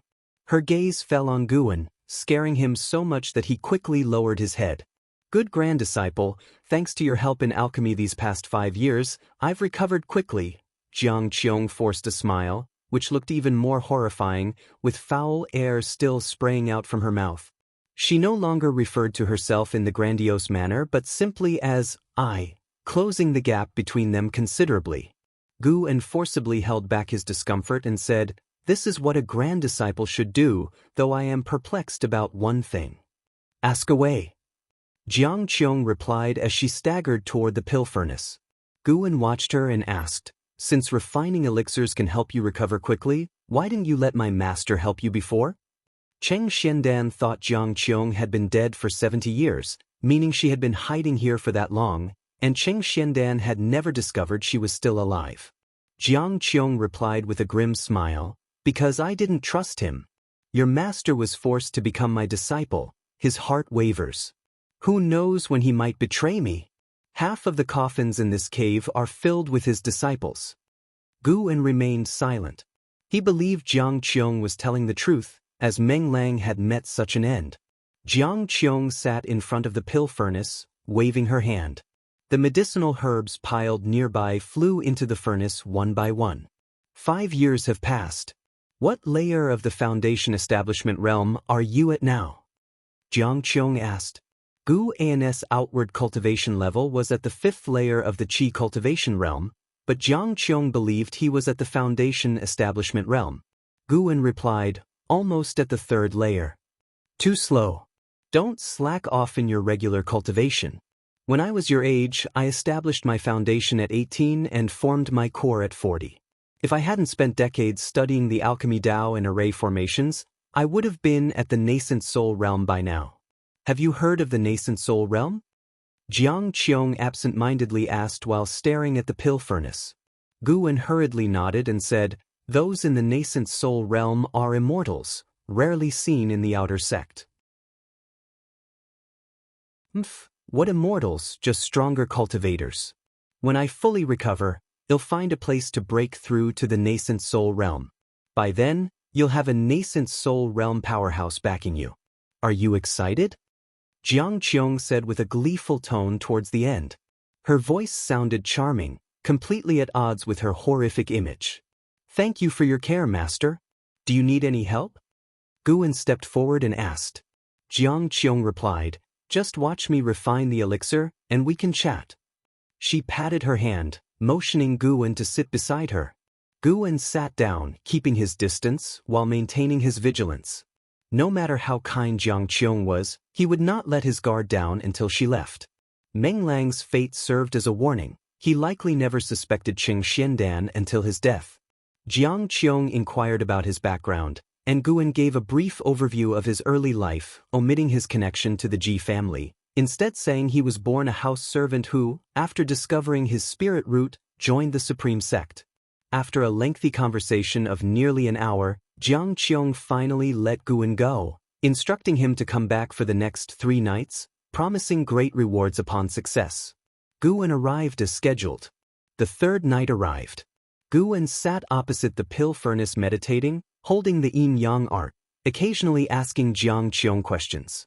Qiong, growing annoyed, couldn't help but scold, are you deliberately deceiving me? How could someone so young reach the Foundation Establishment Realm and yet be so dull-minded?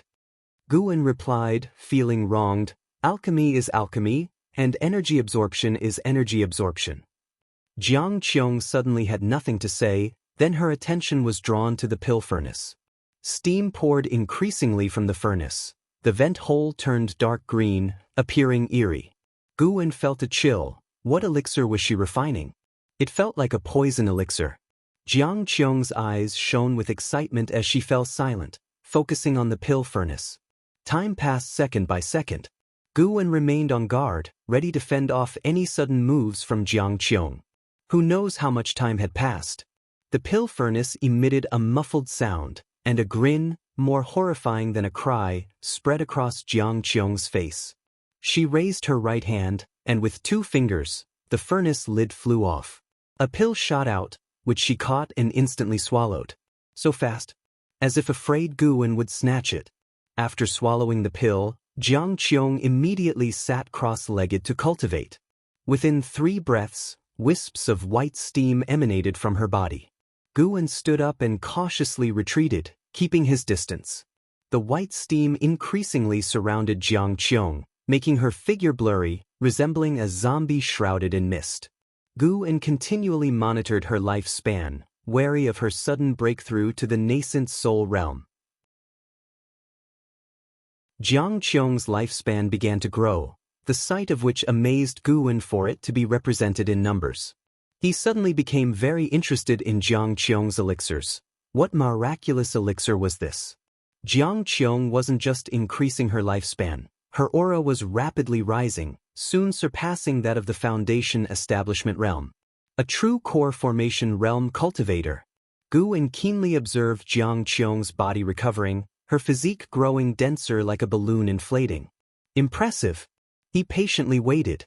Soon, the cave echoed with Qiong's increasingly heavy breathing, resembling the roars of a wild beast towards the end. After a long while, Qiong's breathing suddenly stopped. Guwen realized she had not broken through to the Nascent Soul Realm and thus felt less tense. From within the white mist, Qiong stretched, her graceful figure emerging, starkly different from before. She walked out of the mist, still with disheveled hair and wearing tattered clothes, but the pale skin beneath her rags made Guwen's face flush in the dim cave, causing him to avert his gaze. "It's been so long since I walked like this," Qiong said nostalgically, striding up to Guwen, leaning forward, brushing her hair aside with both hands. "Well, good grand disciple, is your master beautiful?" Guwen stole a glance and, despite her dirty face, saw her features were indeed those of a rare beauty, comparable only to the third miss of the Ji family, Ji Xiaoyu, and the outer disciple, Li Xuanyu. "Master is indeed one of the most beautiful in the world, but I am more concerned about your health. Have your injuries healed?" Guwen asked with genuine concern as he cupped his hands. If she recovered, she should hurry and leave.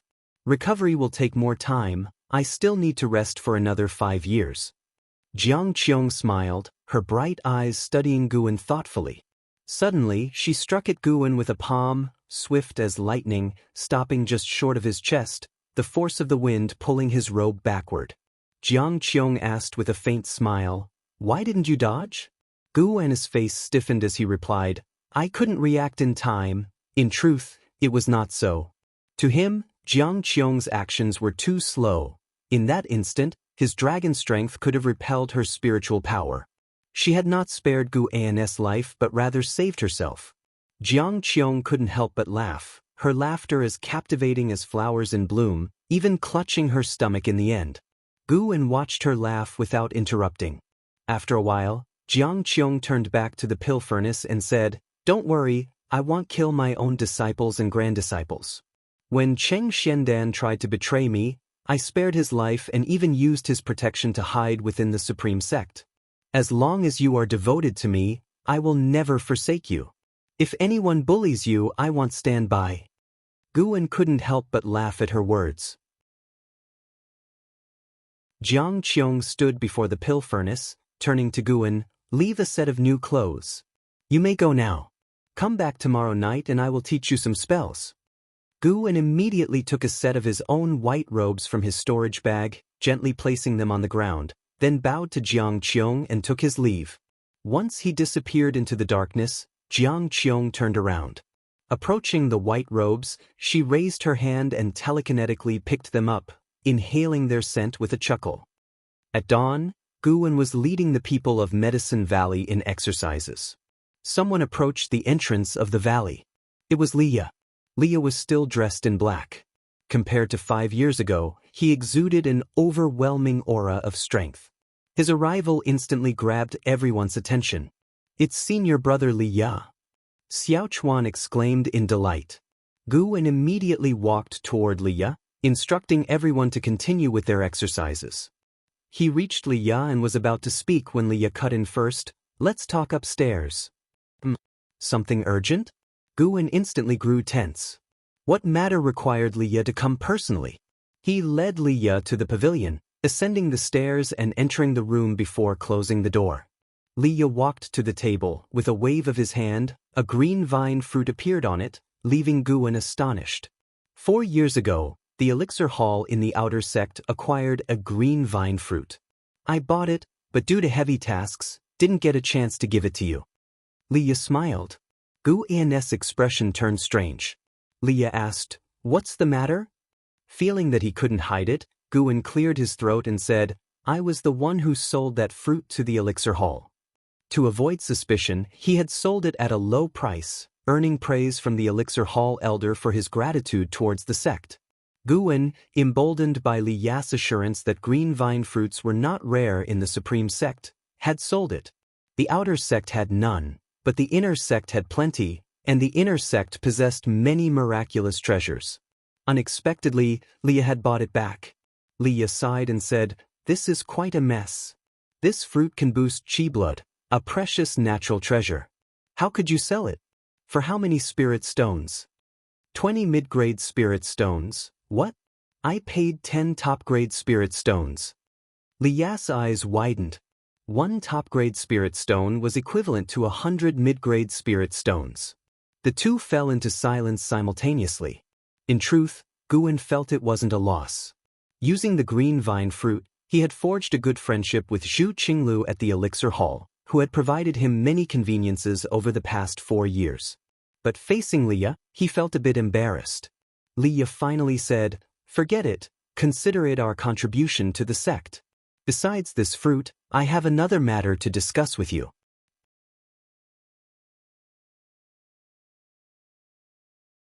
Chapter 26, Outer Sect Assembly. "What's the matter?" Guwen asked, praying in his heart that it was not something troublesome. He didn't want to get involved in the conflicts of the outer sect. Leah smiled. "Don't you like planting? I remember you mentioned before that you helped an outer disciple manage his cave. Now, there's just such an opportunity. The treatment is good. Helping for a year can earn you a mid-grade spirit stone and a bottle of spirit energy elixir." When Guwen heard this, he realized what it was about and breathed a sigh of relief. As long as he could earn longevity, he wouldn't refuse. After all, he didn't practice much daily and had plenty of time. He began to inquire about the employer's identity. Leah didn't hide anything either. That outer disciple was Li Ya's friend, and his cave was near the outer gate city. After Guwen agreed, Leah immediately took him there. Leah flew using sword control, and Guwen stood behind him, sharing the same sword. Their figures made Xiaochuan Yilan and others look on with longing. Flying using sword control, who wouldn't long for it? The tall Tangyu sighed. "If only Master could learn sword control technique from martial Uncle Li Ya and then teach us, wouldn't that be great?" Beside him, the slender and handsome Su Han nodded. Although he had been in Medicine Valley for 4 years, he still longed for the outer sect in his heart. Not only him, but Tang Yu and Jin Qin also felt the same. Yi Lan, however, said nothing more and pulled Jin Qin back to their courtyard for practice. On the other side, in the mountains, Leah flew very fast. His gaze was fixed forward, his black robe fluttering, and his hair flying messily, exuding a free and uninhibited aura. "I noticed that there are more servant disciples in Medicine Valley than before. Junior Brother Gu, try to recruit fewer disciples and invest more spirit stones in your cultivation," Leah said earnestly. Although Guwen always said his talent was lacking, he still saw hope. He didn't want a century to pass and still be in his prime while Guwen had already entered his sunset years.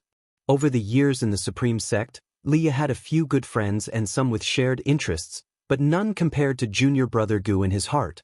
Junior Brother Gu was the only one who treated him well without seeking anything in return, a friendship he didn't want to lose.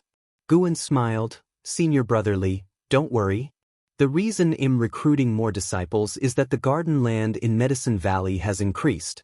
The medicinal herbs I turn in every year are likewise increasing, and the Elixir Hall is gradually improving my treatment. I won't give up on cultivation." When Leah heard this, a smile appeared on his face. "That's true.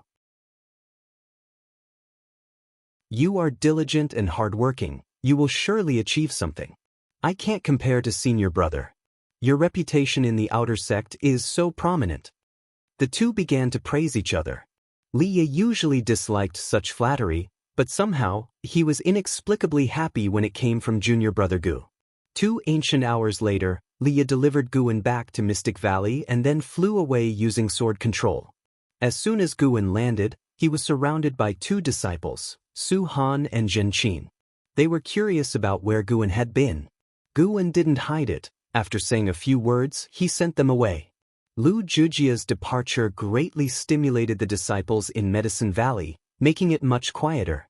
Whenever they had free time, they would cultivate in their respective houses, wanting to catch up to Lu Jiujia as soon as possible. Guwen returned to his room and picked up the yin-yang art to start reading. Tonight, Qiong would begin teaching him spells, and he was quite looking forward to it. What cultivator would mind having more spells? Moreover, Guwen lacked many basic spells. Late at night, 8 scenic caves.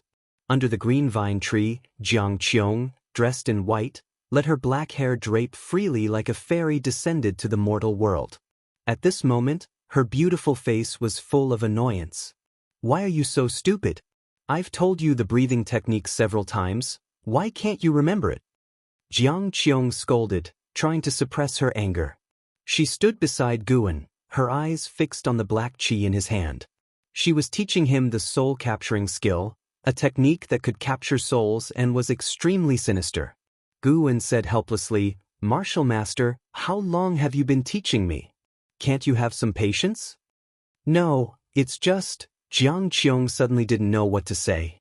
Before recovering her body, she had looked forward to teaching Guwen as she viewed him as a genius, but the result differed from her expectations. This kid was too strange. Teach him the sword control technique, and he would understand it instantly. But teaching him anything else was like showing it to a novice in the way of immortal cultivation. In terms of sword Dao, Guwen was absolutely the most talented she had ever seen. But the problem was she wasn't proficient in sword Dao. If I were to master everything easily, would I end up as a servant disciple? Guwen sighed.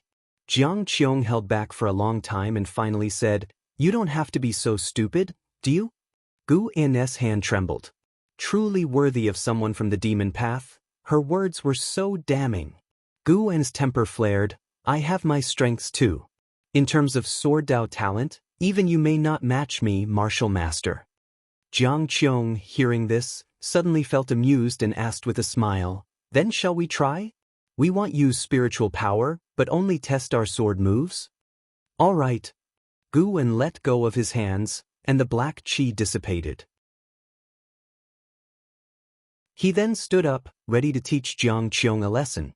Qiong moved 2 steps to the side, raised her right hand, and extended her index and middle fingers together, smiling. "Since we're sparring, let's not hurt each other.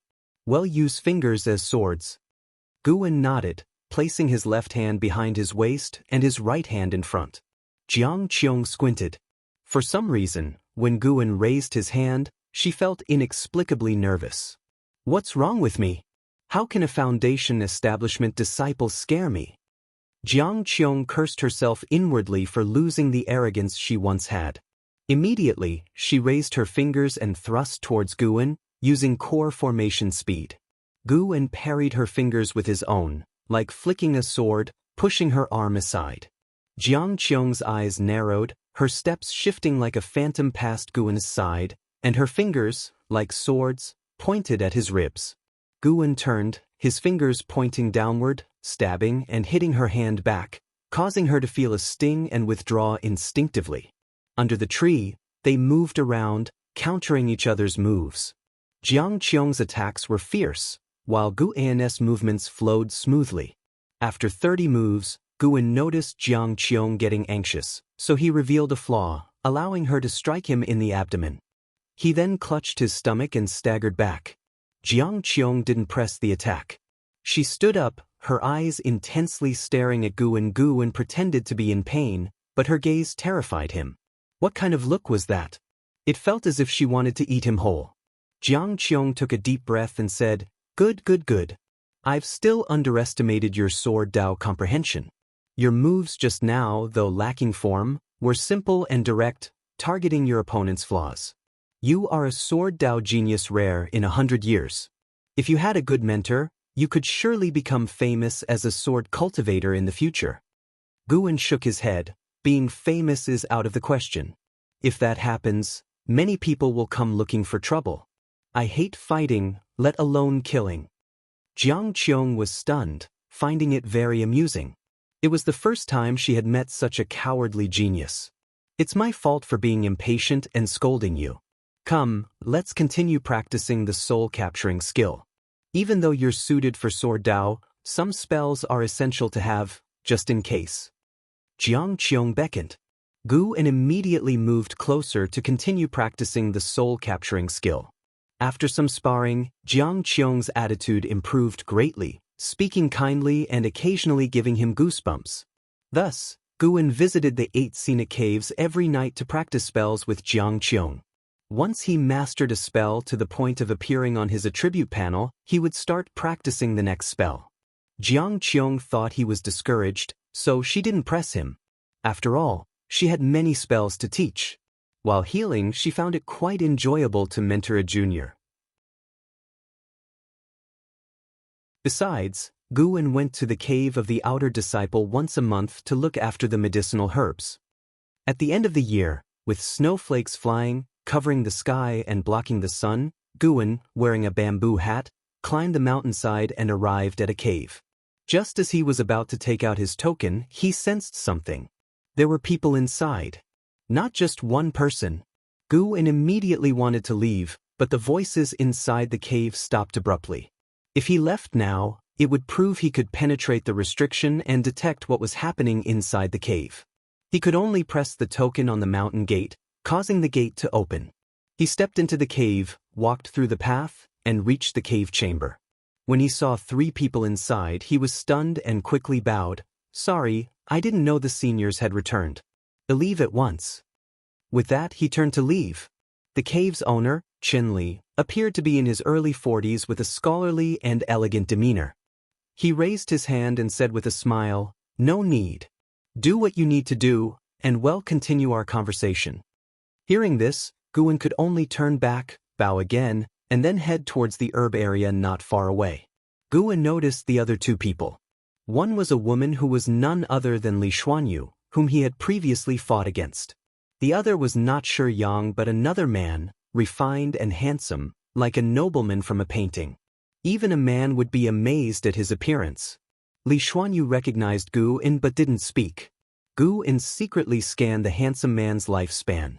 Xianxia, Core Formation Realm, First Layer 58/621/1508, Core Formation Realm, First Layer.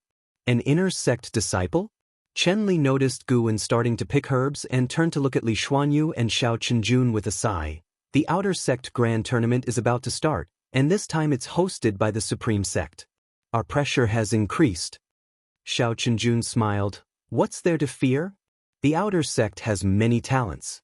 Even if sects and factions join forces, it's hard to surpass the Supreme Sect.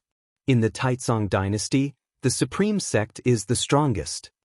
Li shook his head. I heard the Ancient Sky Sect, Heavenly Extinction Sect, and Thousand Autumn Pavilion each have dual spirit roots geniuses in the Outer Sect, deliberately holding back their realms, waiting for this grand tournament.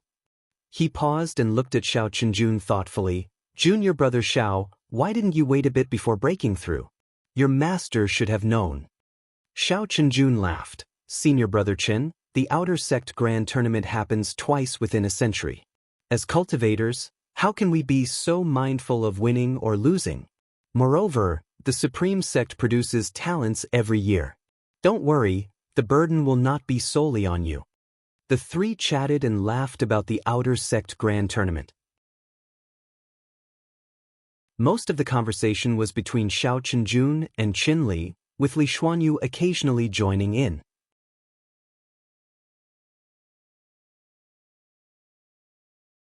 Chapter 27 Wanyin Sect, Su Ruye. The competition of the Outer Sect in the world? The geniuses of the major sects gathering at the Supreme Sect? Including disciples from the Thousand Autumn Pavilion? Gu-en listened with great interest. Such a grand event must be very exciting. However, he was a bit worried whether the cultivators from the Thousand Autumn Pavilion would take the opportunity to find him and force him to provide information on the Supreme Sect. Li and the others started talking about other matters, with the topic gradually shifting to the inner sect. Li was very interested in the inner sect and curious about what it was like. Xianxia gave a brief explanation about the bustling inner sect city, the profound heritage of the peak's inheritances, and the rich array of missions and rewards. Gu-en seemed to be listening to a story. However, Gu-en still wasn't yearning for it. Inner sect disciples also had to defend the Taicang dynasty, not only to slay demons within the country but also to help the dynasty fend off invasions from other dynasties. Just thinking about it gave him a headache. When Guan was done and had harvested the lifespan of several hundred years, he came to Qinli, ready to bid farewell. You are quite meticulous in your work. Could you also help me watch over the grotto heaven? Li Xuanyu suddenly asked. Hearing this, Qinli immediately smiled and said, This lad's work is indeed satisfactory and he is very disciplined. He was recommended by Li Ye, so he is trustworthy. Li Xuanyu stared at Guan, waiting for his response. Under everyone's watchful eyes, Guan couldn't refuse and nodded in agreement. You two continue your conversation. It'll take him to get familiar with the area, Li Xuanyu said, then got up and left. Guan quickly bowed to Qinli and Xiao Qinjun and then followed the pace of Li Xuanyu. After the grotto heaven's mountain gate closed, Xiao Qinjun asked with a smile, The enmity within the Li family is really complicated. Do you think junior sister Li and Li Ye bear any grudges against each other? Chen Li shook his head and said, How could there be grudges? If there were, she wouldn't have spoken up for Li Ye back then. Li Ye would have been killed by Xiang long ago. Now that Xiang has been missing for years, I suspect he was killed by Li Ye. Xiao Qinjun lifted his teacup, his gaze becoming subtle. After leaving the grotto heaven, Guan followed Li Xuanyu. They rode the same flying sword but kept a proper distance from each other. Standing behind Li Xuanyu, Guan could smell a unique fragrance, much better than the scent on Qiong. Although Qiong had already washed, the odor of death hadn't completely dissipated yet. They traveled in silence, as Li Xuanya's cold temperament made Guan hesitate to speak. Her grotto heaven wasn't too far from Qinli's. They landed after a short while. Guan distinctly felt that the restriction in her grotto heaven was stronger, and this feeling became even more intense upon entry. Such dense spiritual energy. Li Xuanyu began to explain the origins and cultivation process of the medicinal herbs within the grotto heaven, and Guan listened attentively. After half an hour, Li Xuanyu handed him a token. With this token he could directly open the grotto heaven, offering him the same treatment as Qinli.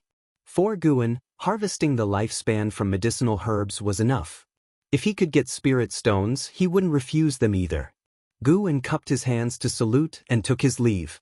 Wait, what is your relationship with Li Ye? Li Xuanyu suddenly asked. Guan paused, turned back, and said, Li Ye is my senior brother.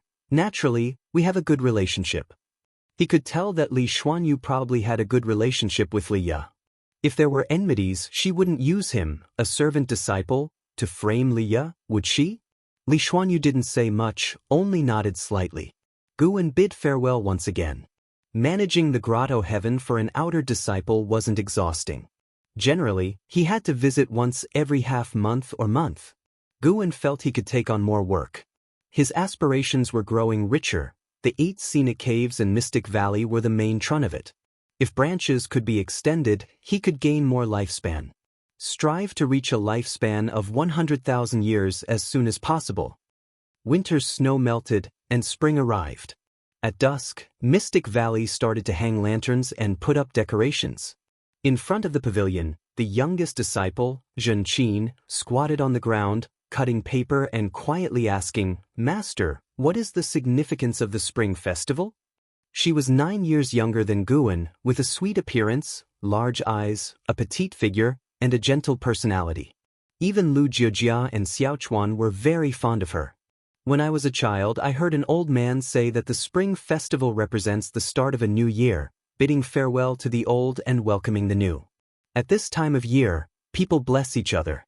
Since we have no major celebrations in Medicine Valley, let's set the spring festival as a celebration, Guan said, sitting nearby, weaving a lantern. Not far away, Wuxin, Xiaochuan, and Tang Yu were hanging lanterns and pasting red paper. Yi Lan was preparing the dishes, while Su Han was checking various garden areas. After hearing this, Zhenqin's face lit up with anticipation. Guan had suddenly thought of the spring festival a few days ago. Upon hearing the members of Medicine Valley discuss their hometowns, he remembered his past life on Earth. It was precisely the spring festival season, so he decided to establish the spring festival as the first holiday in Mystic Valley. In the future, other holidays could be arranged to make life in Medicine Valley less monotonous. He wondered if there were other Earthlings in this mortal world? Guwen silently thought to himself. He created the story of the Spring Festival from what he had heard from an old man simply as a precaution. At this moment, Guwen's brows furrowed. He sensed two unpleasant auras approaching Mystic Valley, less than 10 miles away. Those two had cultivation levels in the Foundation Establishment realm, but their auras carried a strong scent of blood. They had killed many people. With the competition of the outer sect in the world about to start, could it be that demon cultivators were here for a visit? Guwen silently prayed, hoping the visitors wouldn't enter Medicine Valley. However, what he feared came true as the two flew straight towards Mystic Valley. In no time, their figures appeared at the mountain peak, overlooking Medicine Valley. It was a man and a woman, both dressed in dark purple robes, with a sinister aura. Even in the daytime, they looked like malevolent ghosts. The woman's posture was seductive, with heavy makeup and long, claw-like nails. She covered her mouth and laughed. Mr. Su, we're not far from the outer sect of the Supreme Sect. Why not rest here for a while and gather some intel from these servant disciples? The man next to her had a robust build and a stern face, wearing a purple crown with a red gem embedded in it, resembling a crimson vertical eye. A bunch of energy cultivation realm bugs. What can we learn from their mouths? The man in purple said coldly. He was from the Wanyin sect, named Su Ruye, here with his Daoist friend Changji to participate in the competition of the outer sect in the world. Changji laughed. You know the people from the Supreme Sect. Their strength isn't great, yet they love to gang up on others. If we arrive early, we will surely be swarmed with trouble. It's better to wait here. Su Ruye agreed after hearing this. He then leaped down and Changji followed suit. Guwen looked up and immediately used the lifespan detection. Su Ruye, Foundation Establishment Realm 9 Layers 67/389/920, Changji, Foundation Establishment Realm 7th Layer 74/370/605. They seemed to be geniuses. Guwen stood up, and Zhenqin, following his gaze, saw Su Ruye and Changji and hurriedly hid behind her master in fear. Even Xiaochuan, Wuxia, and Tang Yu noticed the arrival of the demon cultivators. They immediately put down their work and ran towards Guwen. Su Ruye and Changji landed in the garden area, their eyes scanning the medicinal herbs, which made Guwen tense up. The security of the Supreme Sect was too lax. On the eve of such a grand event, they didn't dispatch disciples to patrol? Guwen silently cursed, but he also understood that, to the Supreme Sect, the value of Mystic Valley was mediocre, as it grew only low-rank medical herbs for the outer sect. Changji turned to Guwen and the others, asking, "Who is the Valley Master here?" Guwen stepped forward and cupped his hands. "That would be me. May I ask what the two seniors need?" Changji cast a coquettish look at Guwen and asked with a smile, "Young lad, my husband and I are going to the competition at the Supreme Sect and want to rest in your valley for a few days. What do you think?" Su Rui's gaze turned towards Yi Lan and Zhenqin behind Guwen, his chilly eyes making the two women uneasy. Yi Lan frowned and stood in front of Zhenqin. Guwen felt displeased but sensed a familiar aura approaching. He asked, "May I ask where the two seniors are from?" Changji's eyes turned cold, ready to speak. Why waste words with him? With his cultivation at the 5th layer of the energy cultivation realm, can he drive us away? Su Ruye said impatiently. A terrifying killing intent erupted from within him, changing the expressions of everyone present, as if they were in an ice cellar. Are the two from the Wanyin sect here to become enemies of the Supreme Sect? A cold voice came from the sky. Everyone looked up to see Li Xuanyu standing on a flying sword, facing the wind like an immortal. Li Xuanyu. Changji gritted out every word, her teeth clenched. Li Xuanyu spoke, "Come with me." With that, she turned and quickly disappeared behind the mountain. Su Ruye leaped up. A gourd at his waist flew out, quickly enlarged and landed beneath his feet. Changji followed suit, jumping onto the gourd behind him. The two then flew away on the gourd. The people in Medicine Valley breathed a sigh of relief. Were those two demon cultivators? Su Han couldn't help but ask, his face pale from Su Rui's killing intent. Wuxin replied, yes, the Wanyin sect is a powerful demonic school. Xiaochuan grumbled, aren't we the supreme sect, a reputable sect? Why invite a demonic sect? The disciples began discussing the matter, all overwhelmed with fear. If not for Li Zuanya's appearance, a disaster would have befallen them tonight. Guan glanced towards the horizon, slightly frowning. Then, he asked everyone to continue preparing for the spring festival and went back to his house to rest for a while. Dusk came, and the sky turned crimson. Guan stood by the side window of the pavilion, feeling faint fighting movements from afar, about 30 miles from Mystic Valley. Suddenly, sensing something, he flipped over the window and quickly vanished into the forest. In the distant forest, trees were tilted and the ground was full of horrifying cracks. Su Rui and Chan Ji stood shoulder to shoulder, with disdainful smiles on their faces. Opposite them stood not only Li Xuanyu but also Li Ya. The 9 devastating swords of the Li family are impressive, but your cultivation levels are lacking. Su Rui sneered coldly, his right hand's fingers moving, with strands of purple energy swirling around his fingertips. Li Ya's mouth corners were stained with blood, and his right hand holding the sword was trembling. Li Xuanyu beside him was also injured, though not as severely as Li Ya.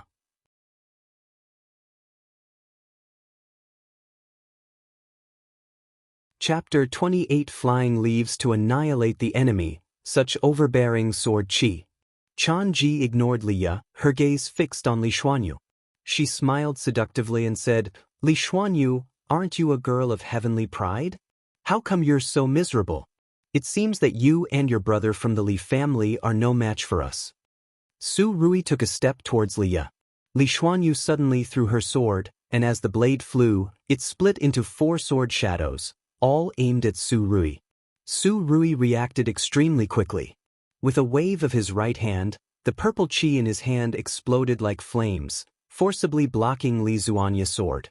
Chan Ji, like a ghost, appeared behind Li Xuanyu with a red fan in her hand. She fanned it forcefully, and a rolling red poisonous mist surged forth, forcing Li Xuanyu to dodge.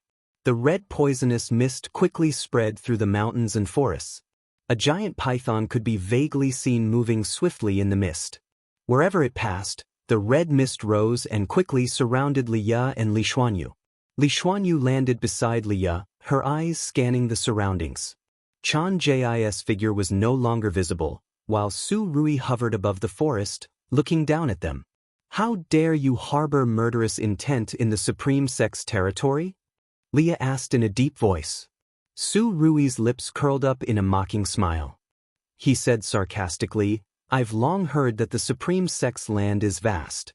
Since the current sect leader took office, the Supreme Sect's control over the border has weakened, seemingly allowing the disciples to resolve conflicts themselves. The 8 outer gate cities are like a wall. Inside the wall is a reputable sect, but outside, it's survival of the fittest, no different from the demon path. We've been fighting for so long, and no one has come to help. It seems the Supreme Sect hasn't stationed anyone beyond the outer gate. Today, it'll kill you and take your sister. I won't even bother participating in the World Outer Gate Conference. What do you think?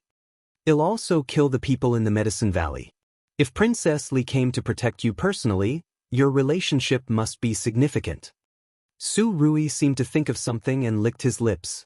Buy me some time, Li Xuanyu said softly as she sat down cross-legged and quickly began to cast magic. A golden flame appeared faintly on her forehead. Li Ya's gaze hardened, and he suddenly squatted down and leaped up. His long sword pointed skyward, and sword qi surged, shaking the surrounding forest. The red mist rolled up, creating a grand scene under the twilight. Su Rui sneered. He quickly took a large purple flag from his storage bag. The flag had a menacing evil ghost embroidered on it, seemingly ready to leap out. He slammed his left palm down, causing a massive shadowy hand to descend, forcibly suppressing Li Ya's sword qi. Li Ya frowned. His spiritual power was far inferior to Su Rui's and could not compete. Under his watch, the purple flag in Su Rui's hand erupted into a purple whirlwind, causing him to feel dizzy. Not good. Li Ya's face changed dramatically as a strong sense of dizziness overcame him. The most terrifying part was that his body seemed unable to fall. He wants to capture your soul, he's truly bold. The voice of the martial master echoed in Li Ya's mind, filled with shock and anger. Li Ya was even more panicked after hearing this. Let me taste the soul of the Taicang imperial lineage. Su Rui laughed sinisterly, his eyes full of greed. Whoosh, a sharp, piercing sound came from afar, causing Li Ya, who was stuck in midair, to subconsciously look. Even Li Xuanyu, who was meditating, couldn't help but glance up. A leaf, carrying fierce sword qi, streaked across the sky, aiming straight at Su Rui. Instinctively, Su Rui glanced at it, but the leaf was too fast for him to react. Bang! His head exploded instantly, and a blood mist enveloped the forest. The red mist dissipated as a strong wind swept it away, and Li Ya was thrown to the ground. Li Xuanyu used her spiritual power to resist the wind, but was still forced to get up quickly. Mr. Su! In the roaring wind, Changji screamed. She was about to leap up when another whistling sound approached. She turned her head to see the terrifying wind pushing the red poisonous mist over her. Her robe was pulled back, outlining her perfect curves. In her pupils, there was the reflection of a leaf. Bang! The leaf pierced her head, and blood sprayed everywhere, splattering the forest.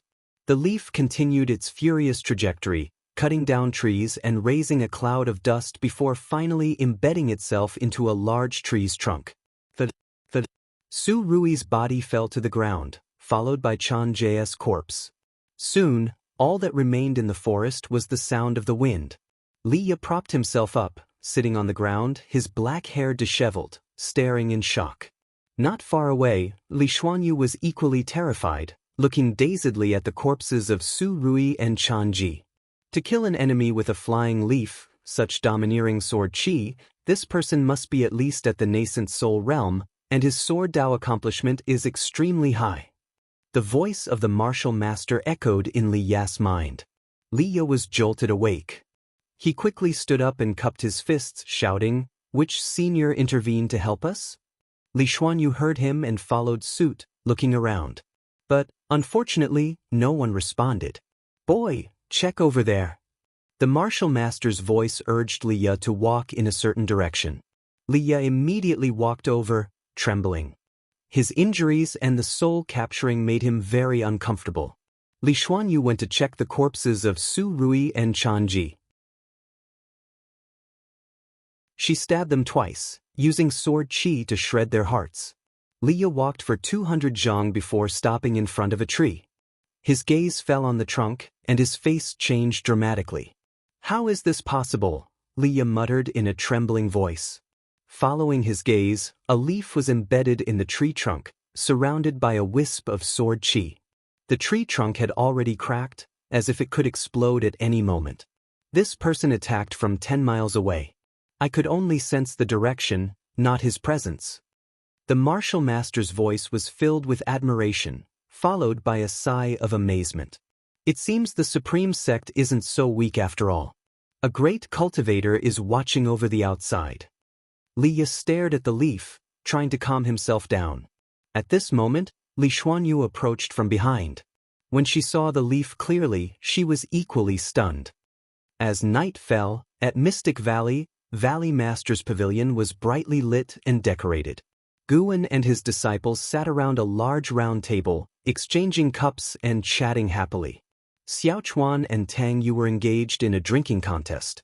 Xiaochuan, this martial uncle, was already red-faced, but he refused to admit defeat, continuing to drink despite others' advice.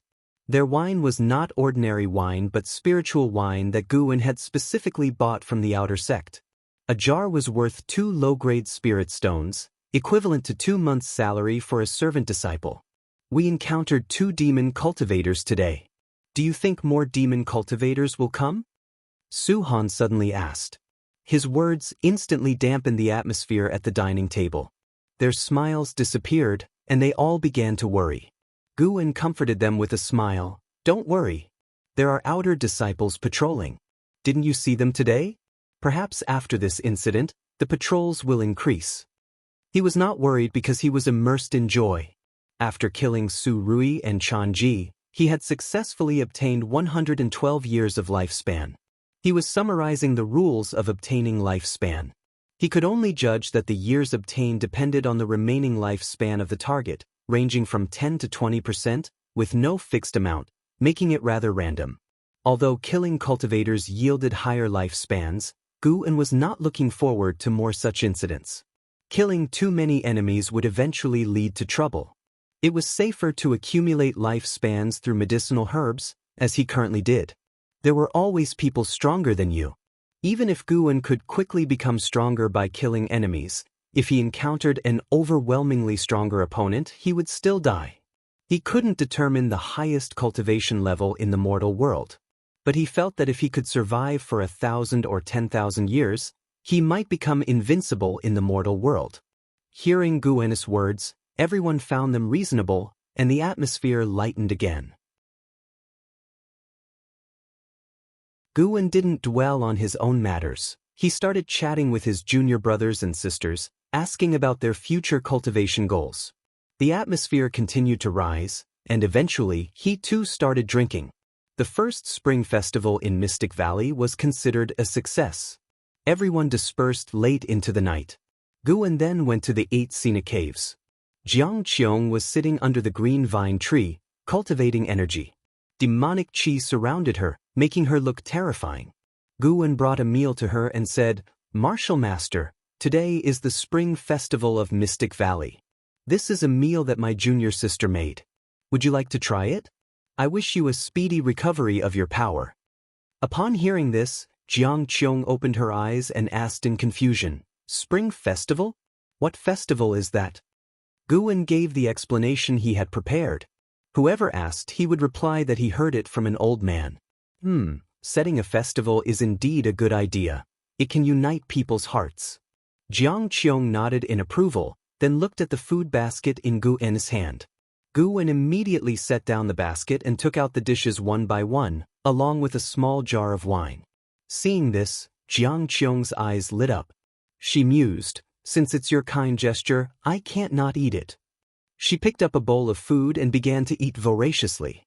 Guan quickly poured her wine and curiously asked, "Martial Master, I have always been puzzled by something." "Speak," Qiong mumbled as she drank the wine in one gulp, her mouth covered in liquid, unsure if it was oil or wine. "Why did the Thousand Autumn Pavilion insert spies outside the outer sect? It seems Mystic Valley can't gather any information." Guan asked. Qiong rolled her eyes at him and said irritably, "Who told you to gather information? Your role is to wait patiently. Once the green vine tree fully matures, this place will become a stronghold for the Thousand Autumn Pavilion. Other people handle intelligence gathering." Hearing this, Guan became even more uneasy. "What? A stronghold?" Guan frowned and asked, "Is Mystic Valley the only possible stronghold?" "Of course not. Besides Mystic Valley, at least 5 other Medicine Valley masters are spies for the Thousand Autumn Pavilion.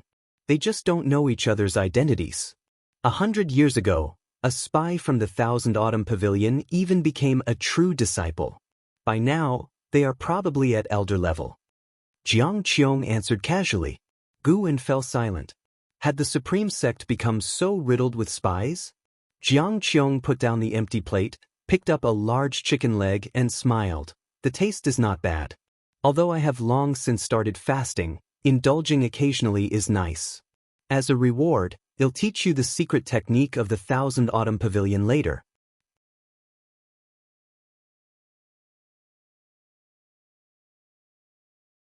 Chapter 29 Demon Shadow Divine Skill, Qiong's Appreciation. "What secret technique?" Guan asked expectantly. He had already learned many spells from Qiong, but as the saying goes, the more the better. When Qiong left, it would be difficult to find such a dedicated martial master again. Qiong took a bite of a chicken leg and said proudly, One of the 9 great secret techniques of our Thousand Autumn Pavilion, the Demon Shadow Divine Skill. Demon Shadow Divine Skill? Sounded. Guwen frowned and asked, is this a cultivation technique? He didn't lack cultivation techniques. Changing techniques would mean rebuilding his spiritual power, and he didn't want to waste his lifespan. I already said, it's a secret technique. The Demon Shadow Divine Skill will help you be a better spy. You'll understand soon enough, Qiong said indistinctly, her mouth full of chicken, almost too full to speak. Guwen's face twitched. I don't want to be a spy for the demon path. Forget it, I'll endure Qiong for now. Later, I'll speak what suits the occasion, whatever identity I need, I'll give myself. The next day at noon, Guwen was reading under a tree. 7 steps away, Yilan and Zhenqin were practicing swordsmanship, their movements graceful. Unfortunately, they couldn't capture Guwen's attention. Senior brother, Brother Liya is here. Xiaochuan ran over and said, followed by a man, Li. Guwen immediately stood up and stuffed the green hero travelogue into his robe, then walked toward Liya. Let's talk inside, Liya said first. Guwen nodded and led him upstairs. Zhenqin stopped swinging her sword and looked at Yilan, asking nervously, Martial Uncle Yi, could Martial Uncle Liya be here because of those 2 demon cultivators from yesterday? Perhaps. Yilan glanced back and replied softly. Inside the house. Guwen and Liya sat facing each other. As he poured tea for Liya, Guwen asked, what's the matter? Liya said, I plan to stay in Mystic Valley for half a year, is that okay? Of course, you can stay as long as you like. Did something happen? Guwen readily agreed, taking the opportunity to inquire with concern. Liya hesitated for a moment, then decided to recount his encounter yesterday. Perhaps knowing these matters could motivate junior brother Gu to cultivate diligently under pressure. After hearing the story, Guwen's eyes widened in astonishment. Those 2 are dead? Won't the Wanyin sect cause trouble? Liya snorted. He attacked Li Xuanyu and me. If anyone is to blame, it's the Supreme Sect who will deal with the Wanyin sect. Besides the Supreme Sect, the court will also pressure the Wanyin sect. Li Xuanyu is my father's most beloved daughter.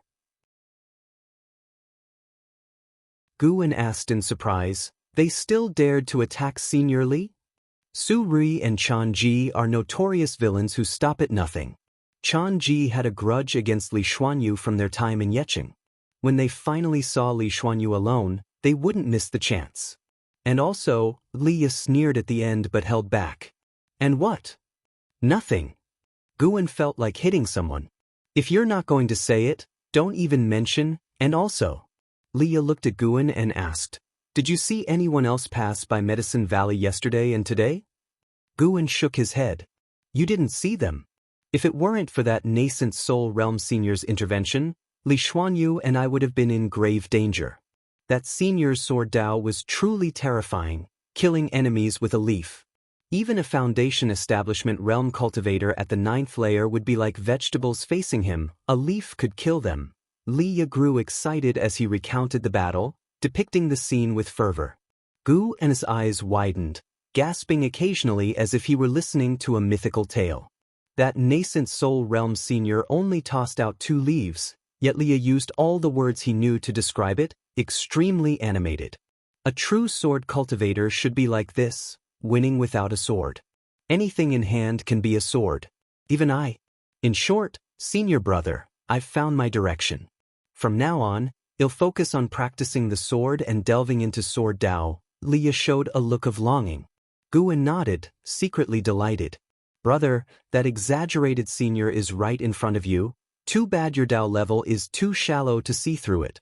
Guwen interrupted Liya's reverie and asked, the World Outer Sect tournament is so grand, why doesn't the sect send disciples to patrol or protect us servant disciples? In the vicinity of Mystic Valley, within a radius of 50 miles, there were at least 6 caves of outer disciples. Although most people weren't in their caves, if the sect ordered, certainly someone would come. Liya's smile faded, he said quietly, think about it, why would someone dare keep a demon of greed outside the outer sect? Isn't it because the sect doesn't care about servant disciples? But don't worry, it'll stay until the World Outer Sect tournament ends. Guwen was silent for a moment, then asked, "Aren't you participating?" "My cultivation level isn't enough. If I participated rashly, I would only get hurt. Such an event is certainly dominated by Foundation Establishment Realm cultivators at the 9th layer." Liye shook his head. Guwen raised his opinion of him. He was quite self-aware. Of course, it could also be that Su Ruye had hit him too hard. They chatted for a while before going downstairs. Guwen had Xiaochuan and Tang Yu help clear out a courtyard for Liye to live in alone. Knowing Liye would stay for half a year, everyone in the valley was happy. Firstly, they had someone to protect them, and secondly, they could practice swordsmanship with Liye. In their eyes, Guwen was good at everything, except that he knew few spells and couldn't guide them. Liye was different. He was a genuine Foundation Establishment Realm cultivator. In the following days, many cultivators often flew over Mystic Valley with their swords. Guwen also saw various flying artifacts and demon beast mounts, which made him reflect. This is the immortal cultivation world. A month later, in the deep night, Qiong leaned against a green vine tree, swinging her right leg. Her white, tender calf was exposed under her robe, practically glowing. She was holding a book and glanced at Guwen in the distance, who was picking medicinal herbs. She suddenly flipped up, the book flying into the pendant around her neck. She stretched lazily, extending her body. "Dear disciple, stop for now and practice the Demon Shadow Divine skill," Qiong called. She leaped and landed in front of the pill furnace, which was brewing elixirs. Wisps of white smoke rose from the lid. Guwen didn't turn his head and said, "It's no problem, I'll finish quickly." Qiong shook her head, laughing silently, thinking, "This kid is really diligent. It's commendable. I should make him some elixirs." Half an hour later, Guwen brought the picked medicinal herbs to Qiong. He sorted the herbs by category on the ground, meticulously, earning Qiong's satisfaction. "This child is really impeccable." Guwen's harvest of over 1,300 years of lifespan put him in a good mood. Such opportunities were hard to come by. "Continue practicing. Ask me if you don't understand anything." Qiong stared at the pill furnace and said softly. Guwen nodded and started practicing the Demon Shadow Divine skill. He had been practicing this skill for a month, but it had not appeared on his attribute panel, which annoyed him greatly. He was determined to master it now. The 8 scenic caves fell into silence as Guwen and Qiong sat near the pill furnace, the pill smoke shrouding their figures. 4 more days passed, and the Demon Shadow Divine skill finally appeared on Guwen's attribute panel. Looking at his attribute panel, he smiled with satisfaction. Name, Guwen, lifespan, 27/12268, Spirit root, first class 5-element spirit root, wood and earth attributes are more prominent. Cultivation level, Nascent Soul Realm 8th layer. Cultivation techniques, fire control art, unmastered. Divine wood pure yang skill, mastery. Dragon strength divine primordial skill, mastery. Alchemy, initial insight. Myriad poison mystic skill, unmastered. Yin yang art, unmastered. Ultimate skills, Gale shadowless leg, proficient. Taicang divine. Shocking sword, proficient. 8 direction step, unmastered. Demon shadow divine skill, unmastered. Spells, soul capturing skill, unmastered. Sword control technique, proficient. Enchanting eyes, unmastered. Poison wood array, initial insight. Wind control skill, unmastered. Corpse control skill, unmastered. As long as it appeared on the attribute panel, it meant it was genuine. In over 5 years, Qiong had taught him 8 types of cultivation techniques and spells. Very dedicated. This changed Guwen's view of her. Although she was a demon cultivator, her teaching attitude surpassed that of the righteous path. Guwen stood up, bowed to Qiong and said, "Martial master, let's stop for tonight. I want to rest." Qiong remained in a meditative position in front of the pill furnace, surrounded by demonic qi. She didn't open her eyes and said, "Go back and cultivate well. I will leave in at most 2 years." Guwen didn't reply, turning to leave. Qiong opened one eye, glanced at his back and thought, "This kid seems a bit sad." Understandable, where else will he find such a good martial master? Seeing him so lonely, he'll find someone to guide him in the Thousand Autumn Pavilion and have my father find someone to teach him Sword Dao. Guwen turned his back to her, quickly walking towards the cave entrance. He suppressed the joy in his heart, preventing himself from laughing out loud. Finally, she's leaving. Although Qiong treated him well, he preferred to enjoy the 8 scenic caves alone. Returning to the woods, Guwen didn't return to the building immediately. He headed to a distant place, preparing to find a spot to invest a year of his lifespan into his cultivation level. He felt he was close to the 9th layer of the Nascent Soul Realm, maybe within a few days. Even though he felt close, he restrained himself, investing only 1 year of lifespan each day. Traveling 20 miles away, Guwen sat under a tree, suppressing his aura to the lowest level, almost like the surrounding flowers and plants. He immediately invested a year of his lifespan into his cultivation, and spiritual energy surged towards him. The surrounding flowers and plants swayed as if cheering him on, wishing him an early breakthrough.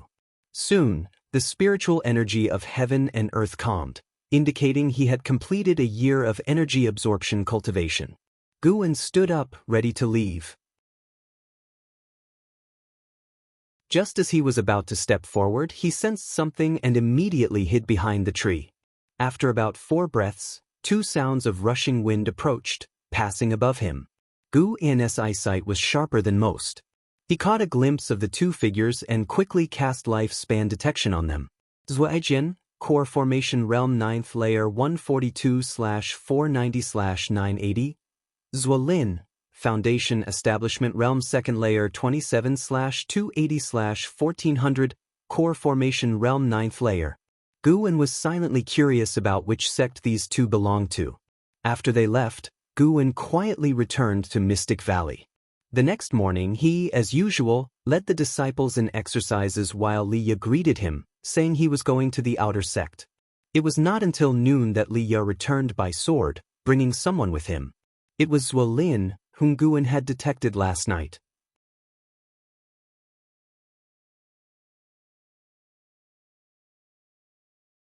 Chapter 30 Nascent Soul Realm 9 Layers, Wood Spirit Sword Technique. Junior Brother Gu, let me introduce to you, this is my childhood friend, Lin. He wants to discuss swordsmanship with me, so I let him stay in my courtyard, Liye said as he came to Guwen's. Lin, dressed in yellow, had a handsome face with an undeniable arrogance between his brows.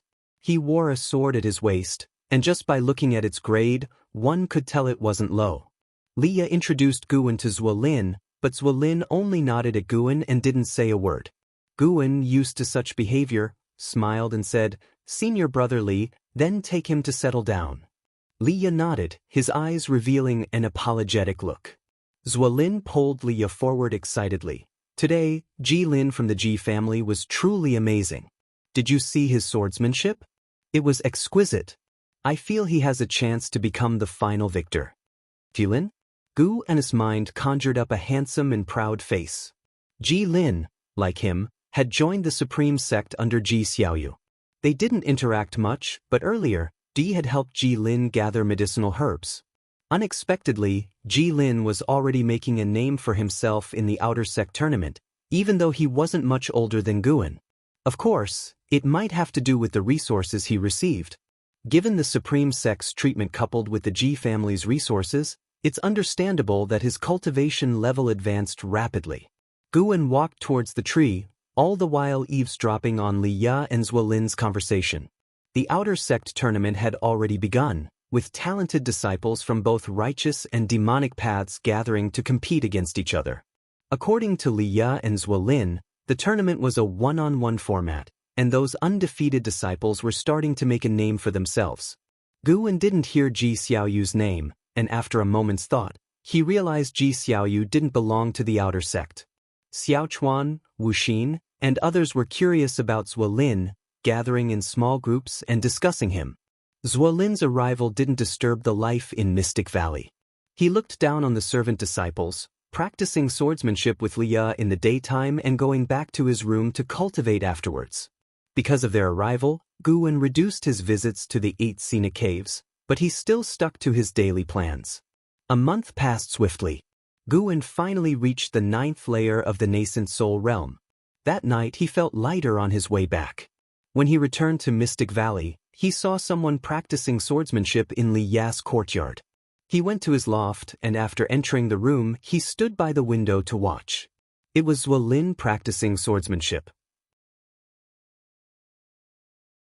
When Wang Lin first arrived, Guwen thought he was a swordsmanship genius. But after a month of observing his daily practice, Guwen realized Wang Lin's talent in swordsmanship was extremely mediocre. Guwen, now having some sword Dao accomplishment himself, judged that Wang Lin's talent in swordsmanship was not even as good as Su Han's. Su Han was the most talented in swordsmanship in the valley, but even he wouldn't stand out much outside the valley. Watching for a while, Guwen then closed the window. When daylight came, Guwen went downstairs to find Wang Lin still standing in the courtyard, looking at the sword in his hand with a furrowed brow. Guwen greeted his junior brothers, junior sisters, and the disciples to practice their morning exercises, which caught Wang Lin's attention. Actually, you don't need to force swordsmanship. Your spirit root qualification is exceptional. When your cultivation realm is higher, practicing swordsmanship might yield twice the result with half the effort, Liya said softly, approaching Wang Lin. Wang Lin's face darkened. No, I must become a sword cultivator. My father is the maniac swordsman of Tsanghu Lake. Liya intended to persuade him, but on second thought, he was the same, wanting to prove himself to his father. Wang Lin stared intently at Guwen and the others practicing their exercises. For some reason, he felt Guwen's movements held a unique subtlety. Though the movements were identical to others, Gu's carried a mysterious charm. Initially, he thought it was an illusion, but the more he looked, the more certain he was that he hadn't been mistaken. Liya didn't continue to disturb Wang Lin as he turned towards the woods. He needed a lot of time to cultivate. He couldn't stop thinking about his loss to Su Ruye, although he rarely mentioned it. He didn't want to lose again. After Guwen finished a set of exercises, he let the valley disciples busy themselves. Nowadays, the valley's affairs no longer required his personal arrangement as Wuxia was gradually taking over the authority of the senior brother. Xiaochuan, who had a more reserved character, didn't like to command or arrange, so he let Wuxia take over. Not to mention Yilan, who had already focused fully on the outer sect assessment. With average qualifications like hers, to become an outer disciple, there was only one way: reach the 9th layer of the energy cultivation realm and then participate in the outer sect assessment. After passing, they could wait for the outer sect to distribute the foundation establishment pill. If they directly broke through to the foundation establishment realm, then the assessment wouldn't be necessary. Guwen was hesitating on whether to improve his alchemy skills to help his junior sister and junior brother refine foundation establishment pills. The medicinal herbs needed for the foundation establishment pill could all be found in the valley. The difficulty lay in the alchemy process. Yilan was still some way off from the 9th layer of the energy cultivation realm, giving Guwen enough time to consider this matter. As for Xiaochuan, he was even further off. Most people's qualifications wouldn't allow them to reach the 8th layer of the energy cultivation realm even with a lifetime of bitter cultivation. Guwen walked towards the loft, pulling out the green hero travelogue from his chest, an expectant look on his face. He had been saving the last 5 chapters, waiting for a sunny day to savor them. Heavy rain poured down. As the green hero and his Ms-in met in a ruined temple, their love-hate relationship about to erupt completely. Just thinking about it made Guwen excited. "Brother Guwen." Wang Lin's voice came, and Guwen turned to see him approaching quickly. Standing before Guwen, Wang Lin appeared somewhat embarrassed. Guwen, not holding a grudge for his earlier arrogance, asked with a smile, "Brother Zwa, is there something you need?" Gritting his teeth, he said, "I observed that your set of movements is very exquisite. Could you teach me?" "No problem, let's go under the tree," Guwen responded. "It's our duty as children of Wuxia to promote broadcast exercises." Wang Lin was taken aback, not expecting him to agree so readily, feeling ashamed as he hurriedly followed Guwen. The two came to the courtyard in front of the loft, and Guan, without wasting words, began to teach him the exercises. Zuo Lin, quick at learning, mastered it after one demonstration from Guan. Is this all? Zuo Lin asked, frowning. Guan, puzzled, asked, not enough? These are all the movements. What about the mental method? There's no mental method. Impossible. Without a mental method, how can you? Zuo Lin frowned. His words confused Guan even more, making him ask, how can I what? Zuo Lin, agitated, said, it's just that you give me a different feeling. The same movements, but they're different from others. You must have a mental method. Guan, feeling helpless, thought, is this kid enlightened by the sword or gone mad? Seeing Guan's expression, Zuo Lin felt even more embarrassed. Rationally, he knew a servant disciple couldn't be hiding an ultimate mental method. But his previous feeling wasn't wrong. Since childhood, he had the keenest perception of a person's qualifications and aura.